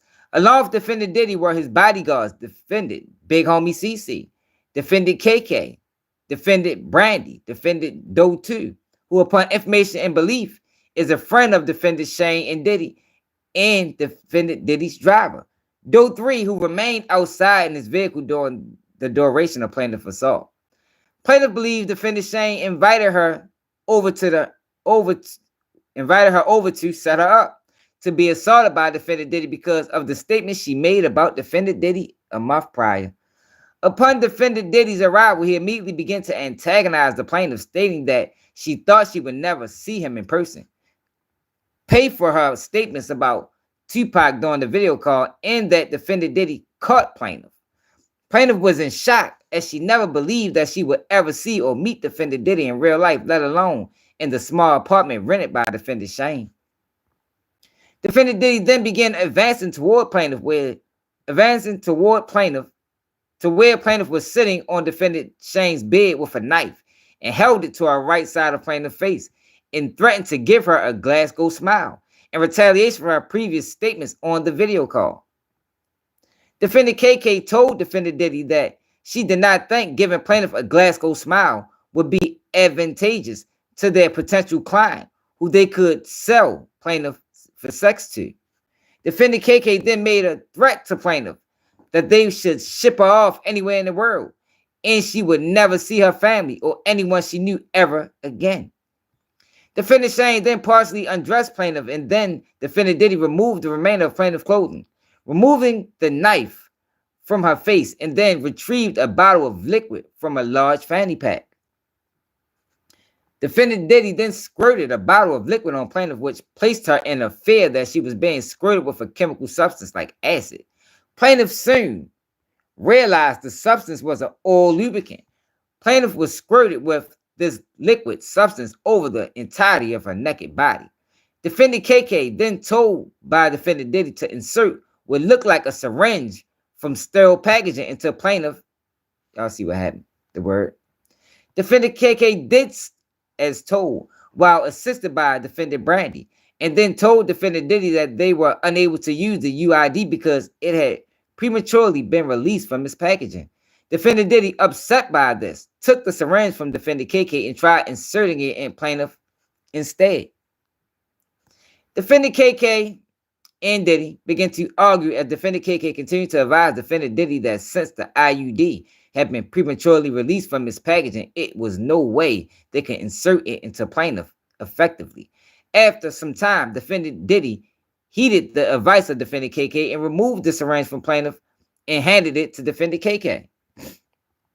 Defendant KK and defendant Brandy then exited defendant Shane's residence, leaving plaintiff alone with defendant Diddy, Shane, and John Doe's, who have been named herein. Hey y'all, you know why Jaguar and Big Homie CC got named in this lawsuit? Because they did all them fucking interviews talking about they seen this and they seen that and they seen all these wild things. So they said, okay, we're going to add them in a lawsuit. Prove that this wasn't you. Defendant Diddy then picked up a television remote that was near plaintiff and violently inserted it into plaintiff. Defendant Diddy, while violently arming plaintiff with a television remote, told plaintiff that her life was in his hands and that if he wanted, he could take her and she would never be seen again. Plaintiff began hysterically crying from the threats by defendant Diddy, along with the pain of being violently awed by defendant Diddy with the television remote, as well as the lingering pain from the ordeal with the IUD syringe insertion. Defendant Diddy then instructed defendant Shane to turn plaintiff on her stomach, seemingly tired of hearing the plaintiff's blood-curdling cries. Defendant Shane then grabbed plaintiff by her abdomen and hip and turned plaintiff on her stomach. Defendant Diddy then instructed defendant Shane to put a pillow over her head because he didn't want to see her face or hear her cries, and instructed defendant Shane to the plaintiff. Defendant Shane did as he was told by defendant Diddy and began to plaintiff. Defendant Diddy then violently plaintiff after defendant Shane. Defendant Doe 2 then joined defendant Diddy and Shane, taking turns in the plaintiff. Immediately after defendant Doe 2 plaintiff, he exited defendant Shane's residence. Defendant Diddy then instructed another defendant Doe to also plaintiff. Defendant Doe has been determined to be defendant Drewski. That's fucked up. They put Drewski in this. Instead of immediately R-ing plaintiff, defendant Drewski doused plaintiff with more oil lubricant and then jumped on top of plaintiff's naked oil body, treating it like a slip and slide and knocking the wind out of plaintiff due to his enormous size. Defendant Drewski then caught himself from sliding over plaintiff's oil body and off the bed. He then began R-ing plaintiff. While defendant Drewski was R-ing plaintiff, defendant Diddy sat in the chair near the bed and began while recording plaintiff by defendant Drewski. Another party's phone fell on the bed near plaintiff. Plaintiff then attempted to grab the phone, but it slipped out of her hand and into the floor due to the oil lubricant that had been doused all over her person by defendant Diddy and Drewski. Defendant Diddy began laughing at plaintiff's attempt to grab the phone. Throughout this violent defendant Diddy made constant belittling remarks to plaintiff, including that he owned her now. At some point during the ordeal, plaintiff remembers defendant referring to another defendant, though, as Cornelius, and remembered the name because it was so old and unique. Odd and unique. Plaintiff has come to discover the defendant, though, Cornelius, who odd her, was defendant Odell. Oh, the fuck up.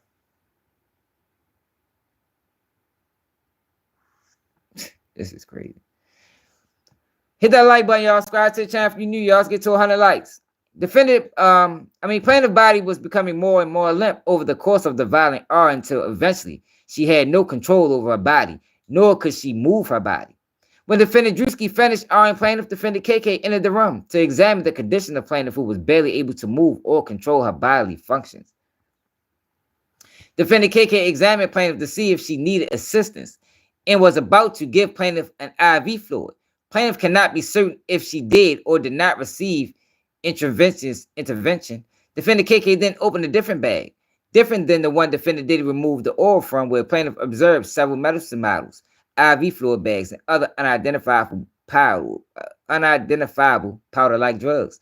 Defendant KK then removed a pill from one of the medicine bottles and gave it to defendant Diddy. Defendant Diddy then inserted the pill into plaintiff's mouth and down her throat to where plaintiff had no choice but to ingest the unknown pill. Defendant Diddy, Shane, KK, Odell, and Drewski then exited the residence to the backyard where they smoked marijuana and cigarettes. Plaintiff remained in almost a lifelike state at defendant Shane's bedroom until she finally regained her bodily function. Plaintiff then began looking for her clothes in her purse that contained her car keys and cell phone, but could not discover them in the room or anywhere in the apartment. Plaintiff was only able to find a t-shirt on the floor, which she put on to cover her naked body. Plaintiff also observed a black condom wrapper on the floor of the bedroom, which she assumed was used by one of the defendants, most likely defendant Diddy, during the R. Plaintiff then found a knife with the assistance of those plaintiffs and headed to the backyard where defendants were smoking, as that was the only way to exit the premises onto the street. Plaintiff concealed the knife on her left side as she exited the apartment to the backyard area. Upon coming to the exit of the home, which led to the backyard, plaintiff was met by a defendant, Big Homie CC, who was standing at the door between the residence and the backyard. By the time plaintiff was able to compose herself and come to the backyard, defendant KK was no longer in the backyard, but upstairs on the patio balcony with defendant Brandy. Defendant Doe allowed plaintiff to walk to the backyard where defendants were still smoking. Defendant Doe did not see the knife that plaintiff concealed on her left side, as it was obstructed by the oversized t-shirt plaintiff was wearing. Plaintiff observed defendant Diddy still partially nude from the assault, while the other defendants had on their clothing. Defendant Shane then left to the upstairs portion of the patio balcony where defendant KK and Brandy were already suited. Plaintiff then sat down on a makeshift seat in the backyard when defendant Diddy noticed her presence and remarked that he was surprised she was able to walk because he had given her enough drugs to take out a horse. Plaintiff then asked defendant Diddy what he gave her, and he laughed and did not provide a response. Defendant Diddy then further made comments to plaintiff in a jovial, friendly manner, asking her why they hadn't partied together before because it was so much fun, and he hadn't had any ass that tight in a while. Defendant Big Homie CC then quipped at defendant Diddy that he probably hadn't had any that tight because he's not used to having anal sex with women, which defendant Diddy and Doe laughed at. That's y'all Big Homie CC, y'all. Plaintiff then told defendant Diddy she did not party with him and she did not enjoy partying with him, and that he awed her. Defendant Diddy did not like plaintiff's response to this lighthearted commentary and offered plaintiff money and instructed plaintiff to say that the violent R was consensual and that plaintiff was a sex worker. Plaintiff became enraged and yelled at defendant Diddy that he R that her R was not consensual. She was not a sex worker and she refused to take any money from him and would tell the police that he R'd her. Defendant Diddy then told plaintiff no one would ever believe she had been R'd by him, and if she did tell anyone such, that they would harm her family. Defendant Big Homie CC then showed plaintiff his phone, which looked as if it was outside of plaintiff's estranged sister residence, as she could see her sister sitting on the couch and her sister's spouse on the balcony. It looked as if someone was outside the residence streaming this video to defendant Big Homie CC's phone. Plaintiff, while rattled by what she was seeing on defendant Big Homie CC phone, was still angry about being gang-R'd and was not complying with defendant Diddy's request to take the money being offered to say the R was consensual. Defendant Diddy then called defendant Janice in an effort to further convince plaintiff not to report her assault. Defendant Janice, which is Diddy's mother, yelled at plaintiff to not hurt her son. Plaintiff told defendant Janice that her son had violently R'd plaintiff. Defendant Janice, seemingly unfazed by the statement, then continued her demands with plaintiff to take the money being offered and not report the odd to law enforcement. Defendant Diddy then made further threats that he had gotten off from bigger crimes than this and referred to Tupac again, further antagonizing the plaintiff. Defendant Big Homie CC then turned to Defendant Diddy and pulled his gun on him, asking him to repeat what he said in reference to Tupac. Oh, Big Homie CC standing up for Pac. Salute the Big Homie CC. As the two of them were exchanging words, plaintiff went behind Defendant Big Homie CC, where he seemingly began to protect plaintiff. Yo. Yeah. This shit is crazy. So Big Homie CC say today. So Big Homie CC was Diddy's bodyguard and her protector. Like, what's the odds of that? As the two of them were exchanging words, plaintiff went behind Defendant Big Homie CC, where he seemingly began to protect plaintiff. Defendant Big Homie CC then advanced to Defendant Diddy, questioning him over the comments he made about Tupac. During this commotion, a neighbor directly across the street came outside and peered into the backyard and asked what all the commotion was about. Defendant Big Homie CC then pointed the gun at the neighbor and instructed him to mind his business and return to his residence. Defendant Big Homie CC then turned the gun back on Defendant Diddy. Plaintiff, not far behind Defendant Big Homie CC, tried to grab Defendant Big Homie CC's hand that had the gun.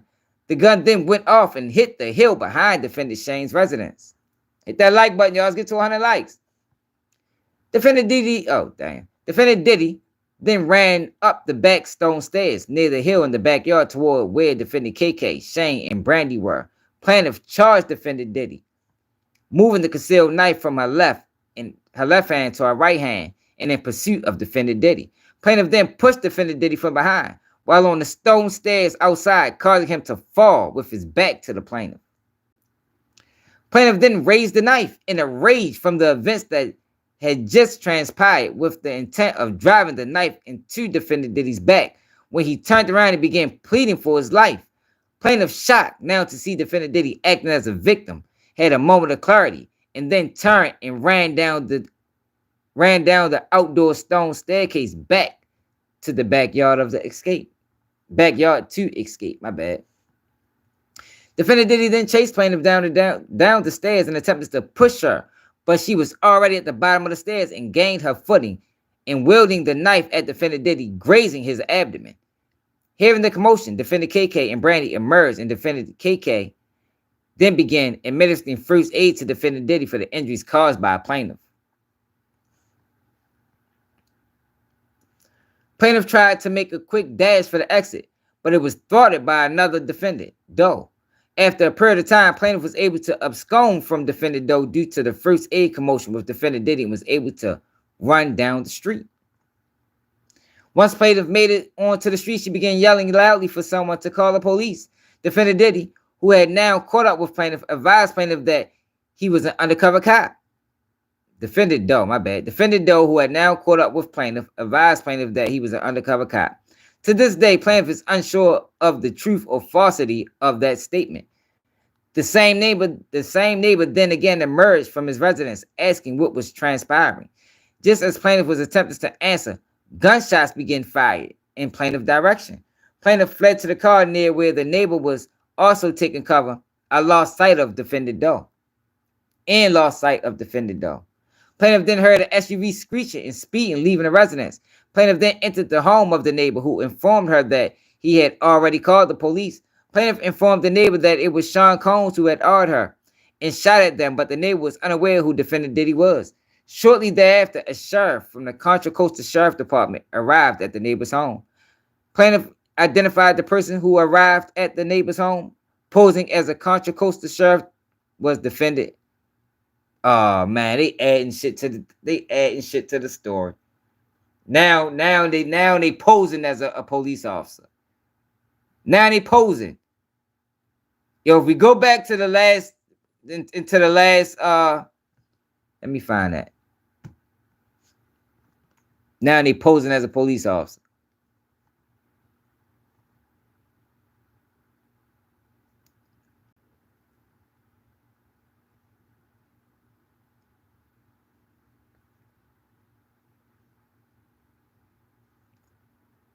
Alright, let's find that part. Fucking posing as a police officer. They be out of control with this shit, man.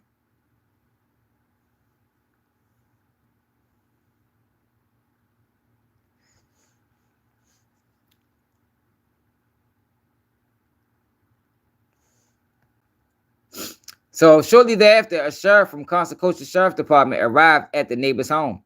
Plaintiff told the sheriff she had been violently ganged up by defendant Diddy and others, in that she did not have her clothes, phone, purse, car keys, or cell phone.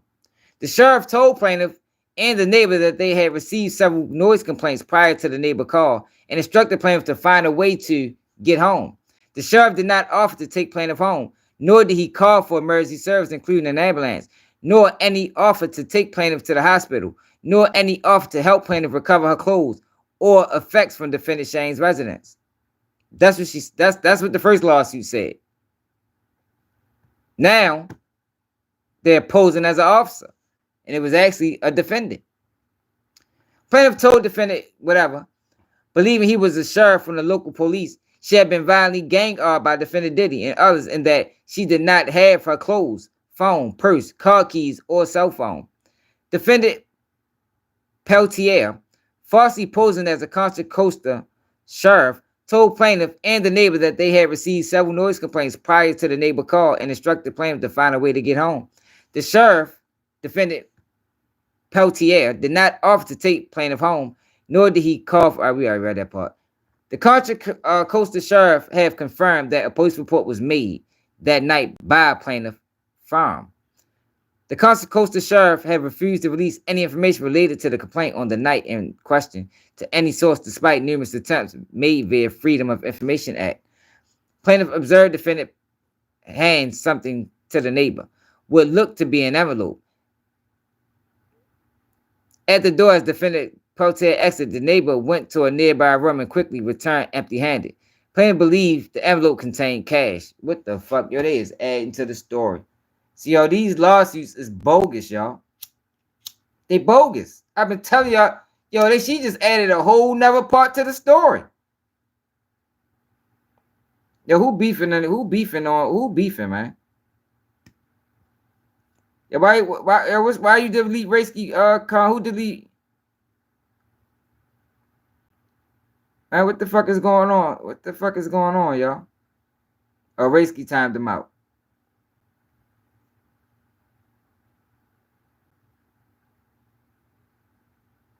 Oh, all right. It is what it is. I thought Racy got muted. The neighbor offered to let plaintiff sleep on his couch until she figured out a way to get her possessions and get home. But plaintiff declined, uneasy and unsure about the exchange with police and the neighbor. Oh, now I see why they do that. You remember, because in the interview, she did an interview. In the interview, there was Diddy accuser interview. You remember in the interview, she people had questions like, why? I think this is it right here. People like, well, why did you stay? Why you stay with the neighbor? You talking about you got art, but you went back to the neighbor house. Why did you do that? Now she's saying that the neighbor was complicit. We're devoting this hour to a woman with a heroin. She said the neighbor was complicit. Is this the girl?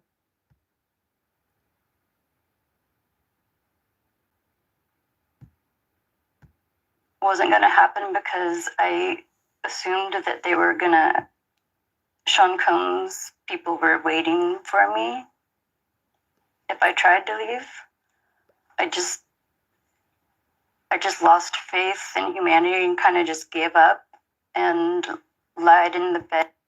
The questions best I can, and I'll challenge the best I can, understanding that this is delicate information. With that in mind, Ashley, can you tell me how you first even came into contact and came to know? Yeah, that's her. So let's get to a lawsuit. Yo, we ain't got that much. I hit that like button, y'all, because it's late. I really do want to play that so y'all can see. Like, now it makes sense as to why she left the neighbor's house. And because she actually went back to the accuser house. I mean, to the people that did what they did to her. Sweet the Mo for $9.99 super sticker. Mo, hit the cash app, bro. YouTube be taking half of the super stickers, but I appreciate it though, pimping. If you want to support the platform, hit the cash app, y'all. That goes directly to me. It's right there. Albert posted at the bottom. Baltimore swag. Plaintiff then went back to defendant Shane's residence, where she found the door open and her clothes were readily accessible in his residence. Defendant Shane then emerged as if nothing had transpired and offered for plaintiff to stay at his residence while she slept it off. Plaintiff asked for her purse and her keys, but defendant Shane told her she shouldn't leave in her condition. And plaintiff, catatonic and in a state of shock and disbelief of the events that transpired, stayed at defendant Shane's home while defendant Shane left the home. Later that morning, defendant Shane returned to the residence and woke plaintiff up and finally gave her back her purse, cell phone, and keys, and plaintiff left defendant Shane's residence, or defendant residence. In the days, plaintiff returned home and tried to make sense of what happened to her. What the fuck Jaguar Wright did? I ain't see Jaguar Wright nowhere in this shit.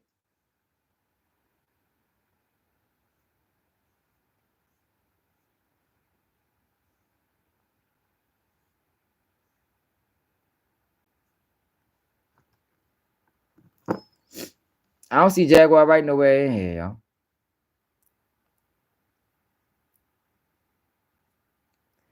So she go into how she made all these police reports and the police didn't report it, and I mean, all these lawsuits are frivolous, y'all. For people that think it's not.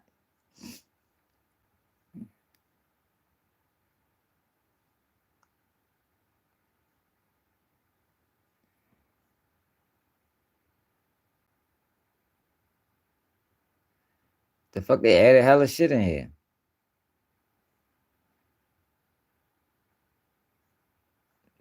So they added more. Plaintiff John and John Doe's. Plaintiff were taken from their Las Vegas residence by defendant Potier as they walked to their vehicle. Defendant Potier put a gun to plaintiff John Doe's back and instructed him to get into a black SUV regarding extraditing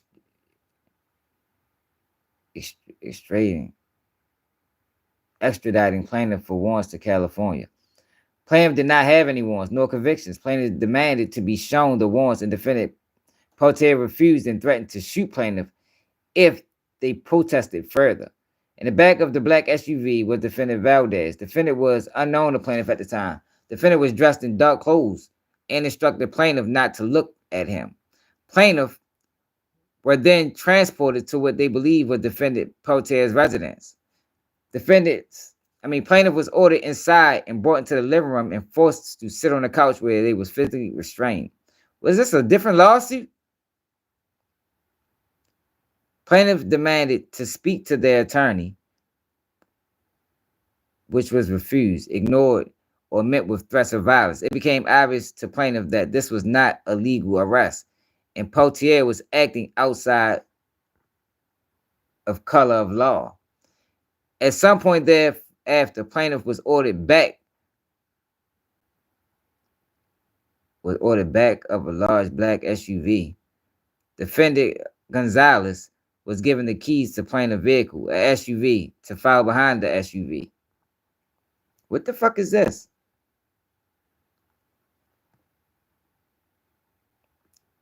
Defendant Gonzalez and Peltier had a list, which upon information and belief was a list of safe houses, which they could allow parties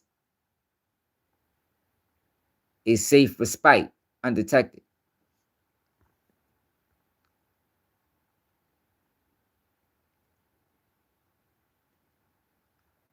Hold up, bro. What the fuck is this? This wasn't in the first lawsuit.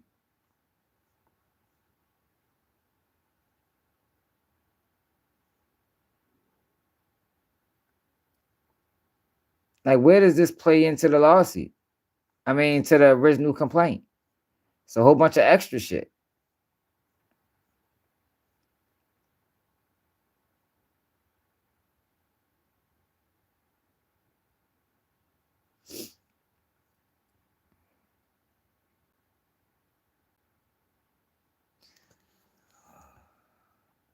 Plan for alleged the convoy drive was for numerous hours, but the exact time was uncertain, as they were unable to keep adequate track of time.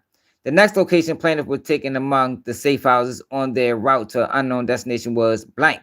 Plaintiff heard several altercations with the owners of the home not wanting to be involved with defendant's scheme.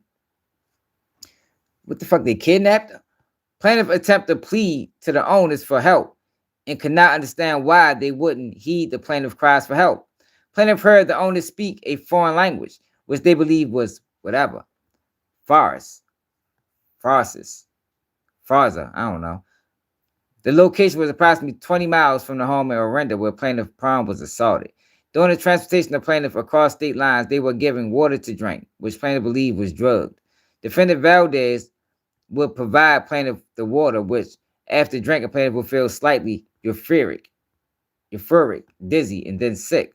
Defendant Valdez would demand plaintiff drink the water, but they refused in or fake consumption.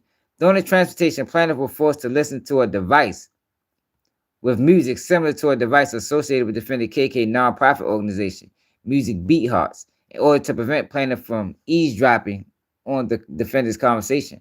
At certain times, the music stopped playing, and plaintiff John Doe was able to get the earbuds partially out of one ear. Defendants noticing to hear a conversation. What the fuck is this? Where did this come from?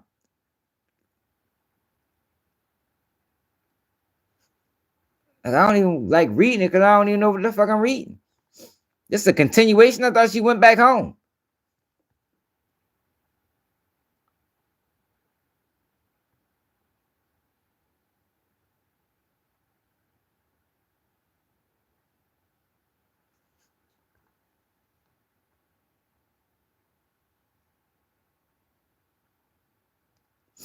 I thought she went back home.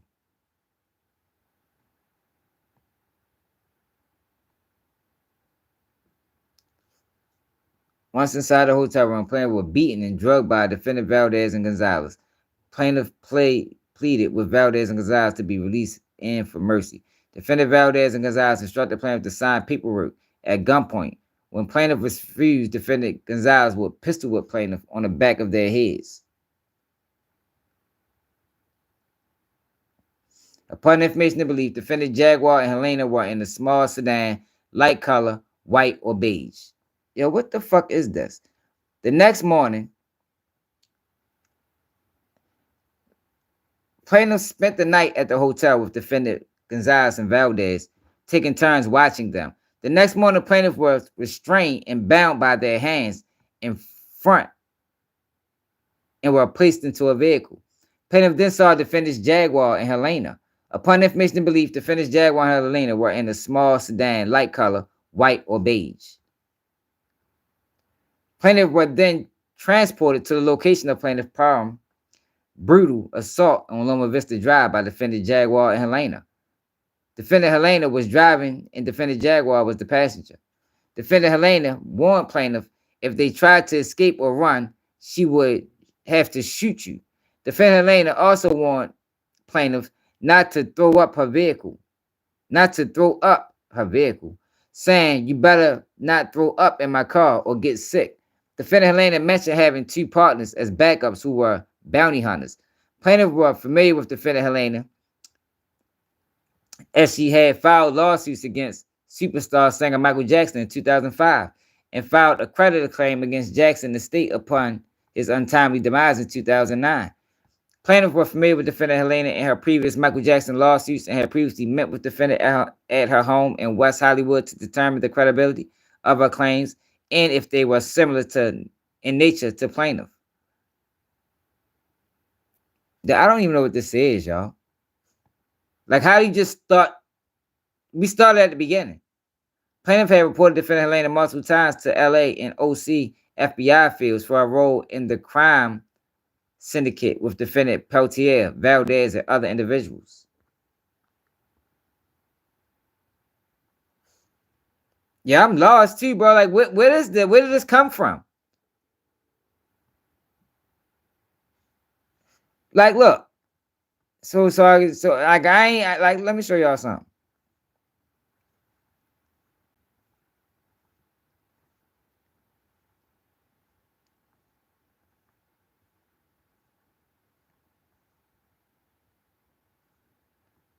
So this is the end of the original lawsuit. Plaintiff then began seeking legal counsel for her claims, ultimately being referred to Undersigned for representation. Undersigned counsel also attempted to get a copy of the 2018 police report from Contra Costa Sheriff, but was told that they would not provide the report or any other information without a subpoena. Now we just go down to this. Plaintiff John and Jane Doe's are mother and son. Plaintiff were taken from their Las Vegas residence by defendant Peltier as they walked to their vehicle. Like, what the fuck is this? Like, how do this story aligns with the other story? Are you talking about the same person? The fuck is this, 2 lawsuits in one?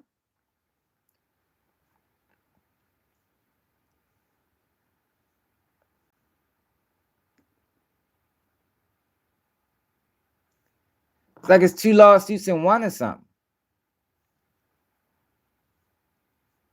This is not the same people.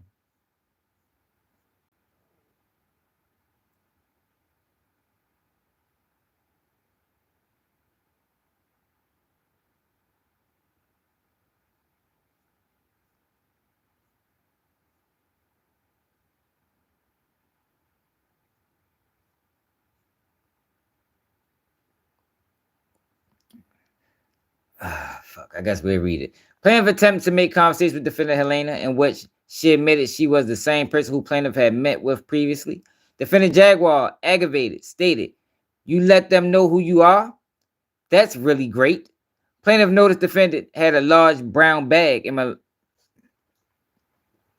manila envelope full of cash that was banded. It appeared they were separating the large sums of cash to distribute as they were placing cash into the manila envelopes. Defendant Jaguar discussed with defendant Helena how the party started the first black-owned network. Upon information and belief, plaintiff believed that network to be Revolt TV. Defendant Jaguar and defendant Helena discussed the other co-conspirators, but referred to them by their middle names: Natasha, defendant KK; Pedro, defendant Gonzalez; Laura, defendant Valdez; Cornelius, defendant Odell; and Larry Short. So now they're getting back to the story. What the fuck is this? When defendant Jaguar said Cornelius, it upset defendant Helena, who said that defendant Odell and Drewski were her clients, and nothing better happened to them. And plaintiff better not say anything about them, or she would have plaintiff killed.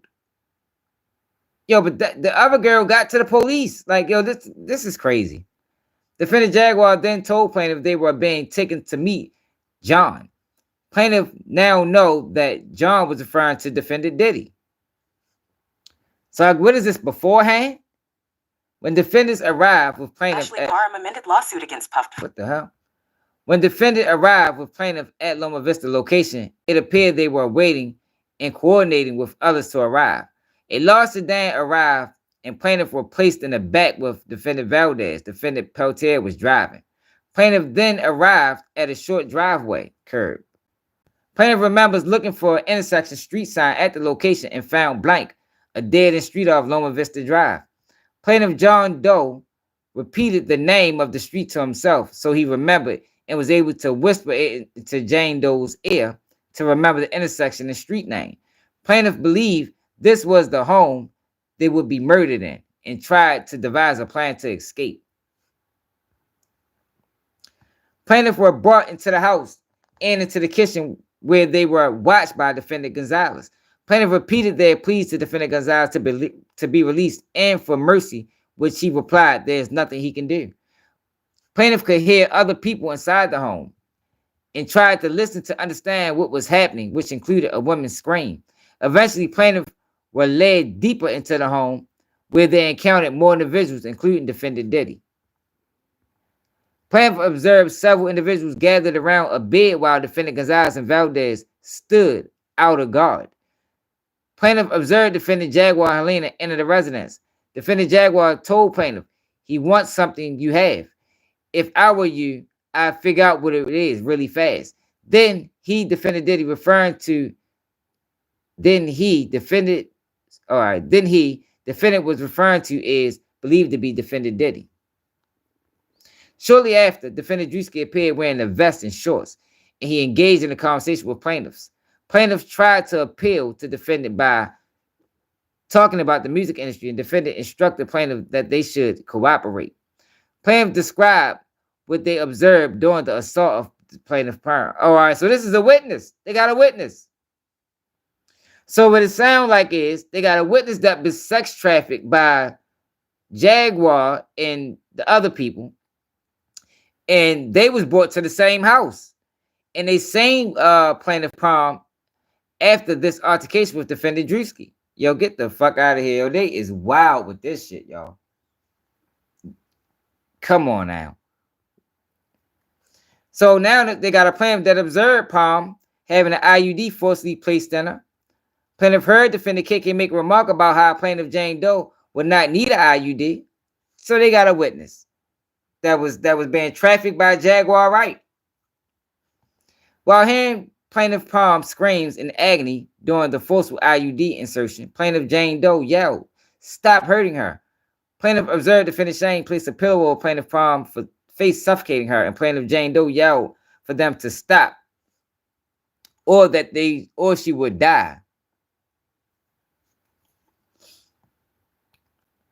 Plaintiff Jane Doe believes plaintiff Palm did lose consciousness because she became limp and unresponsive. Defendant Diddy instructed defendant Valdez to shut her up, and defendant Valdez hit plaintiff Jane Doe with the handle of his firearm. Yo, what the fuck?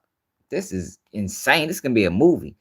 A fucked up movie, but a movie. Plaintiff Jane Doe witnessed plaintiff Palm being assaulted by the remote, and when he tried to say something, plaintiff was told to shut up or they will put the remote in him next. Damn, that's vicious.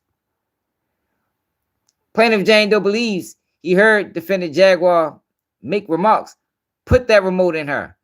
She's going to learn today. And telling plaintiff Palm that she was going to make it worse. Plaintiff believed the remote assault was to punish plaintiff Palm for the IUD failure. Plaintiff heard defendant KK remark to defendant Diddy and Drewski that she needed to keep them sufficiently drugged and revealed a bag full of drugs and paraphernalia. Defendant KK appeared to be disbursing doses to defendants, asking them their weight to administer the proper amount.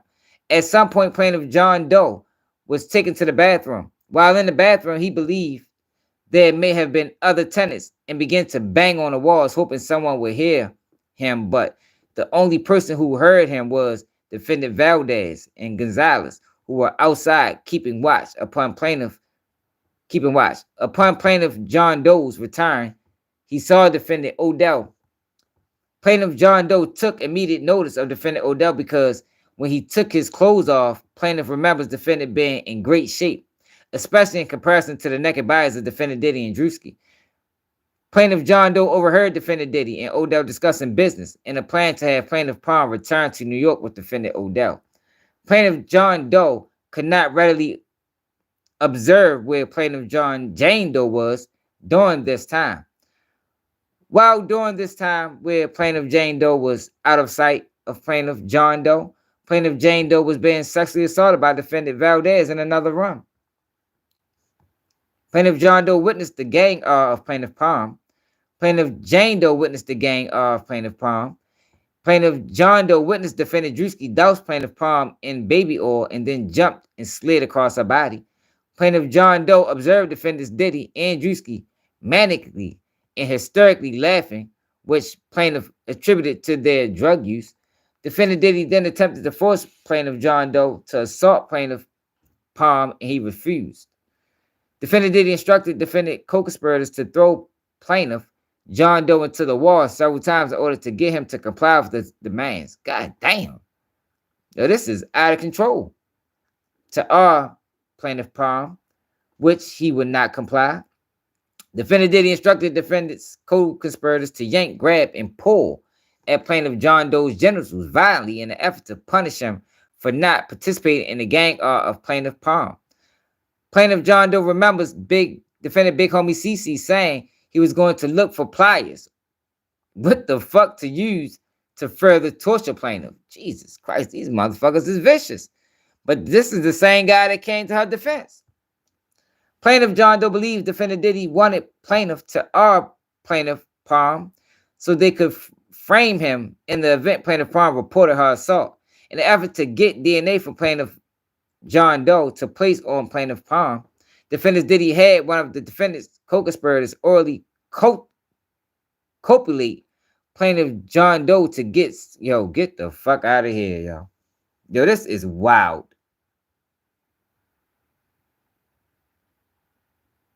What's up, Reza? Plaintiff Jane Doe observed defendant KK return to the room to check on plaintiff Palm and providing her an IV, telling her to breathe deeply.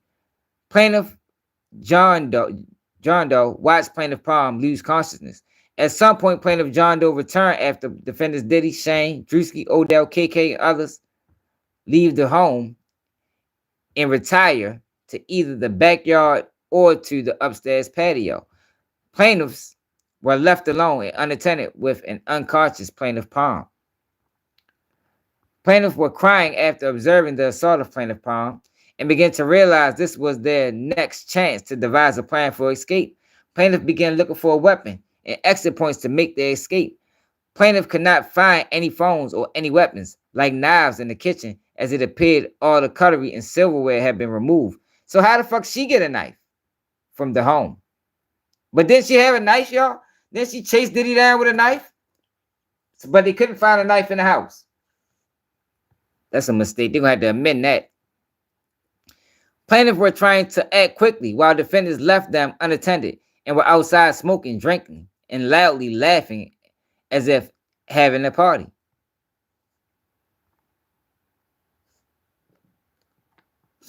Diddy didn't pull a knife. She pulled a knife. What are you talking about? Oh, but this is after the Glasgow Smile. This is after the assault.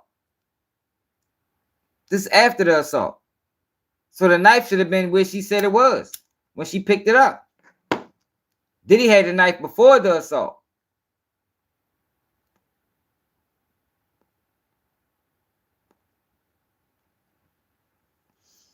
Though she didn't take it from nobody. She said she found the knife.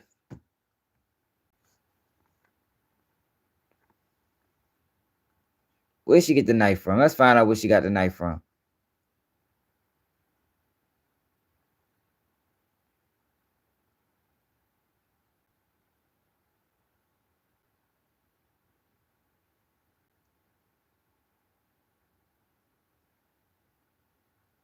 Where'd she get the knife from?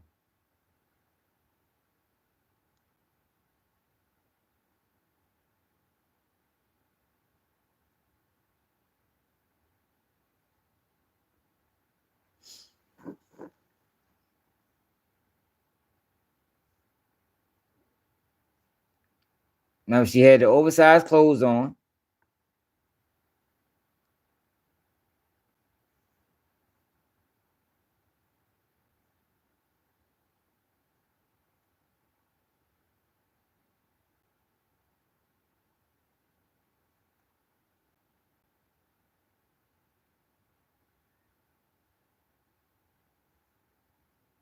Plaintiff then grabbed the knife from the kitchen and hid it to the backyard where defendant Diddy was smoking, as that was the only way to exit the premises onto the street. But now, right here, they saying they couldn't find the knife. Look, plaintiffs could not find any phones or any weapons, like knives in the kitchen, as it appeared all the cutlery and silverware have been removed from the home. No, this ain't no different day. It's the same day. These are witnesses. These are witnesses to the assault. Plaintiffs were trying to act quickly while the defendants left. Oh yeah, I reread that part. Plaintiffs observed others outside, believed to be defendant Diddy's sons, Christian and Quincy. Now they outside. Plaintiffs observed them roughhousing and practicing layup basketball moves. Plaintiff heard defendant Diddy tell his sons to watch the gate and make sure no one left. It's not no different day, y'all. It's the same day. Because she got away. Plaintiffs observed defendant Gonzalez outside the front door, where the front door was barricaded by yellow crime scene tape crime scene like tape. The door lock was unusual because it was facing backwards, needing the key to exit. What the fuck? So they got him in the escape room. Fearing no way to escape, plaintiff Jane Doe mentioned to plaintiff John Doe that she overheard them say, "Put it on top of the refrigerator," and instructed plaintiff John Doe to check to see if there was anything on top of the refrigerator. Plaintiff John Doe found a knife on top of the refrigerator in the kitchen. Plaintiff then heard ramblings from the room plaintiff Palm was in and went in to check on her and to stop her from making too much noise that could thwart their escape plan.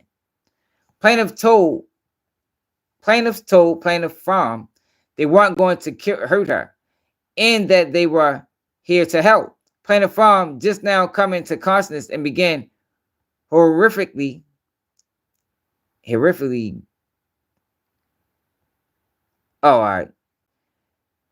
just now coming into consciousness and being horrifically gang was upset, terrified, and unsure if plaintiffs were trying to help her or were also co-conspirators.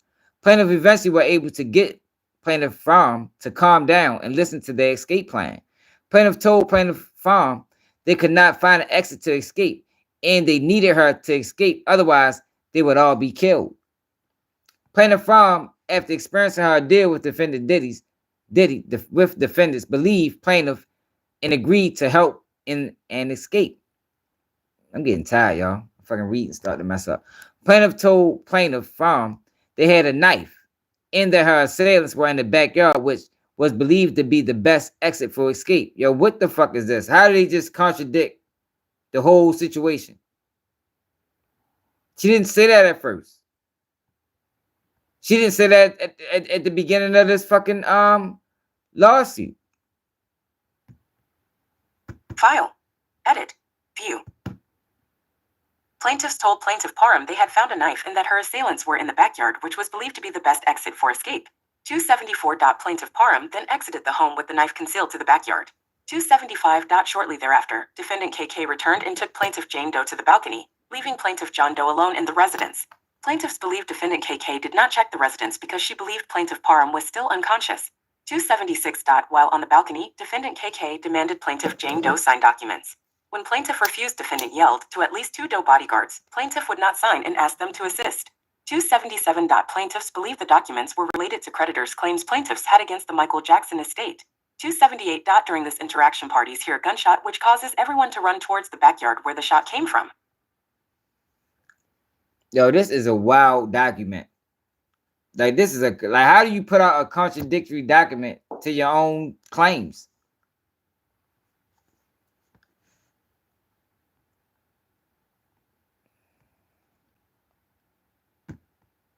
Towards the back.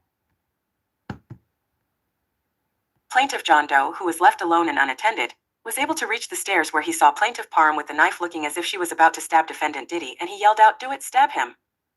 But he saw plaintiff Parham hesitate.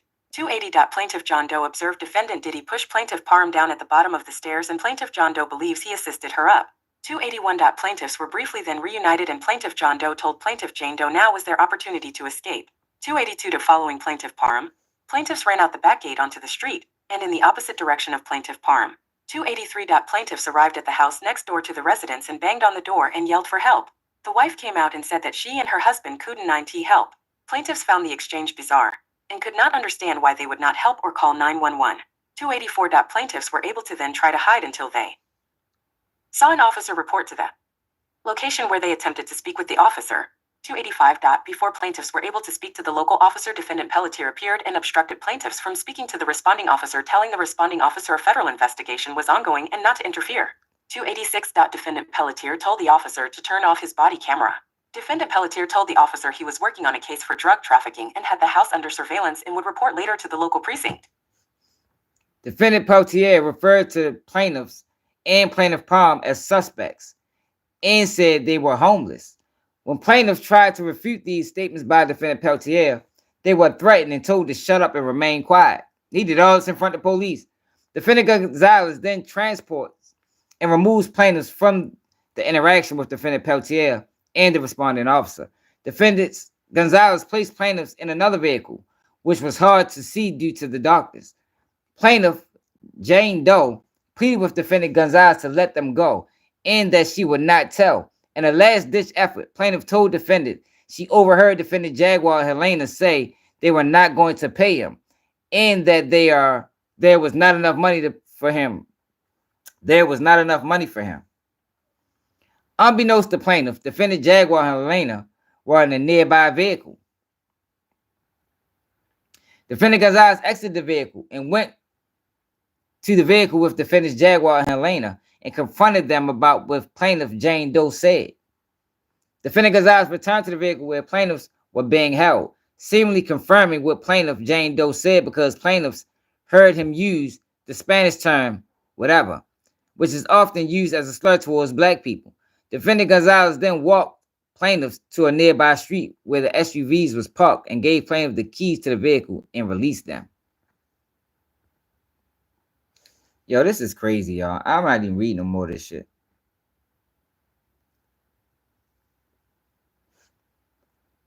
Y'all, these lawsuits are bogus.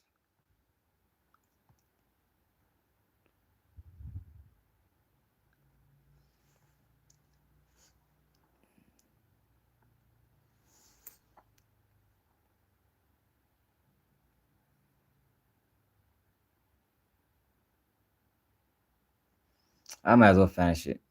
It's only a little bit left.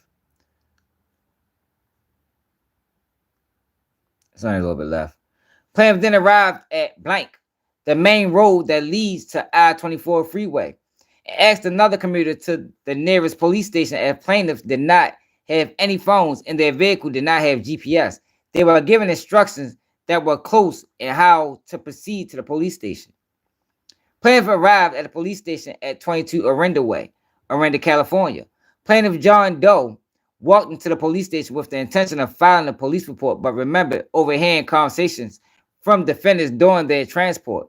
When defendants believed he could not hear them, that if plaintiff ever reported the incident, they would be deemed crazy and non-believable. What the fuck? So you went all the way to the police station, then be like, oh shit, I forgot what they said.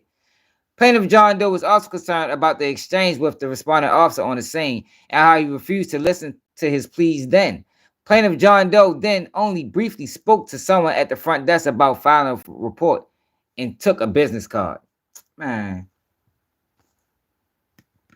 Y'all. What the fuck is 210? Jesus Christ. Y'all, make sure y'all hit that like button. Make sure y'all subscribe to the channel. Make sure y'all hit the cash app. Support the platform for all that reading I just did. That was like an hour worth of reading, y'all. Shit. Man, that lawsuit bogus as hell, man. That lawsuit was bogus when they first wrote it.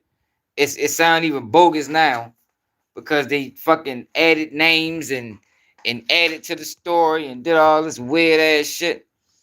I don't believe none of them damn lawsuits, to be totally honest with y'all. I did finish the rest. That's it.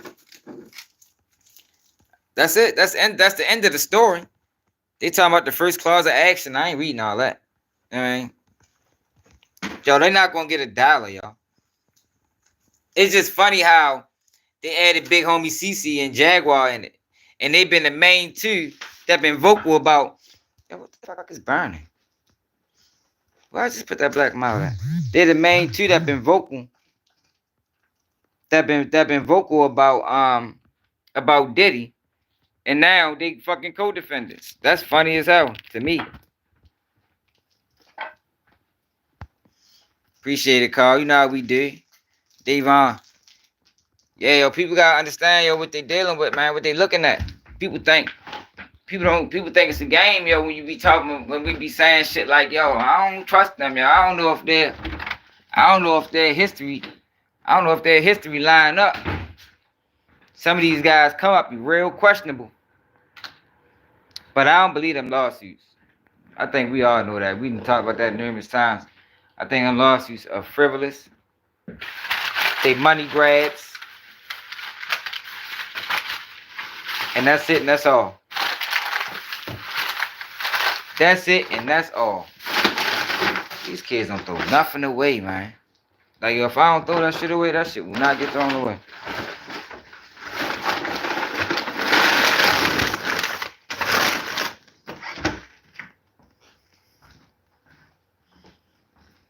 That too makes me know how. Yo, yeah. You already know. You already know. But yo, I gotta get up in 3 hours. I appreciate everybody that tapped in. Man, make sure y'all support the platform, man. Become a member. I dropped the video too, y'all. Before I went live. It's like an hour and 20 minutes. Serious video. Make sure y'all check that out if you haven't. Gotta check that out. YouTube probably ain't. Hey, Davon, you see that video I just dropped? Before I went live? Who seen that video I just dropped before I went live? So I know if YouTube send out notifications or not.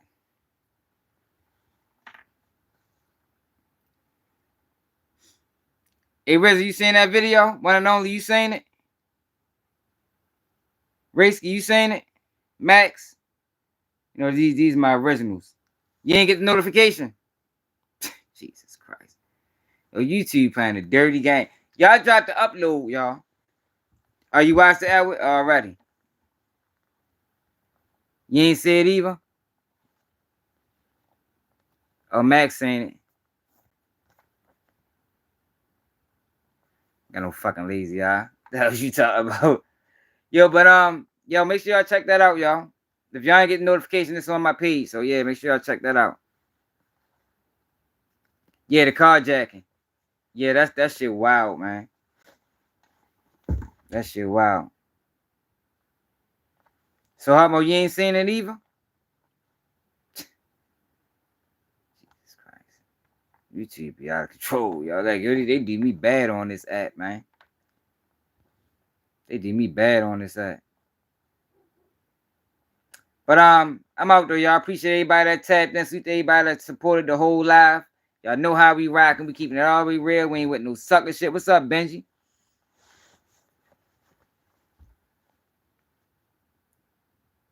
Oh, all right. Alrighty. But shit, y'all. Make sure y'all subscribe to the channel. It's another day of Keep It G News. And I'm out.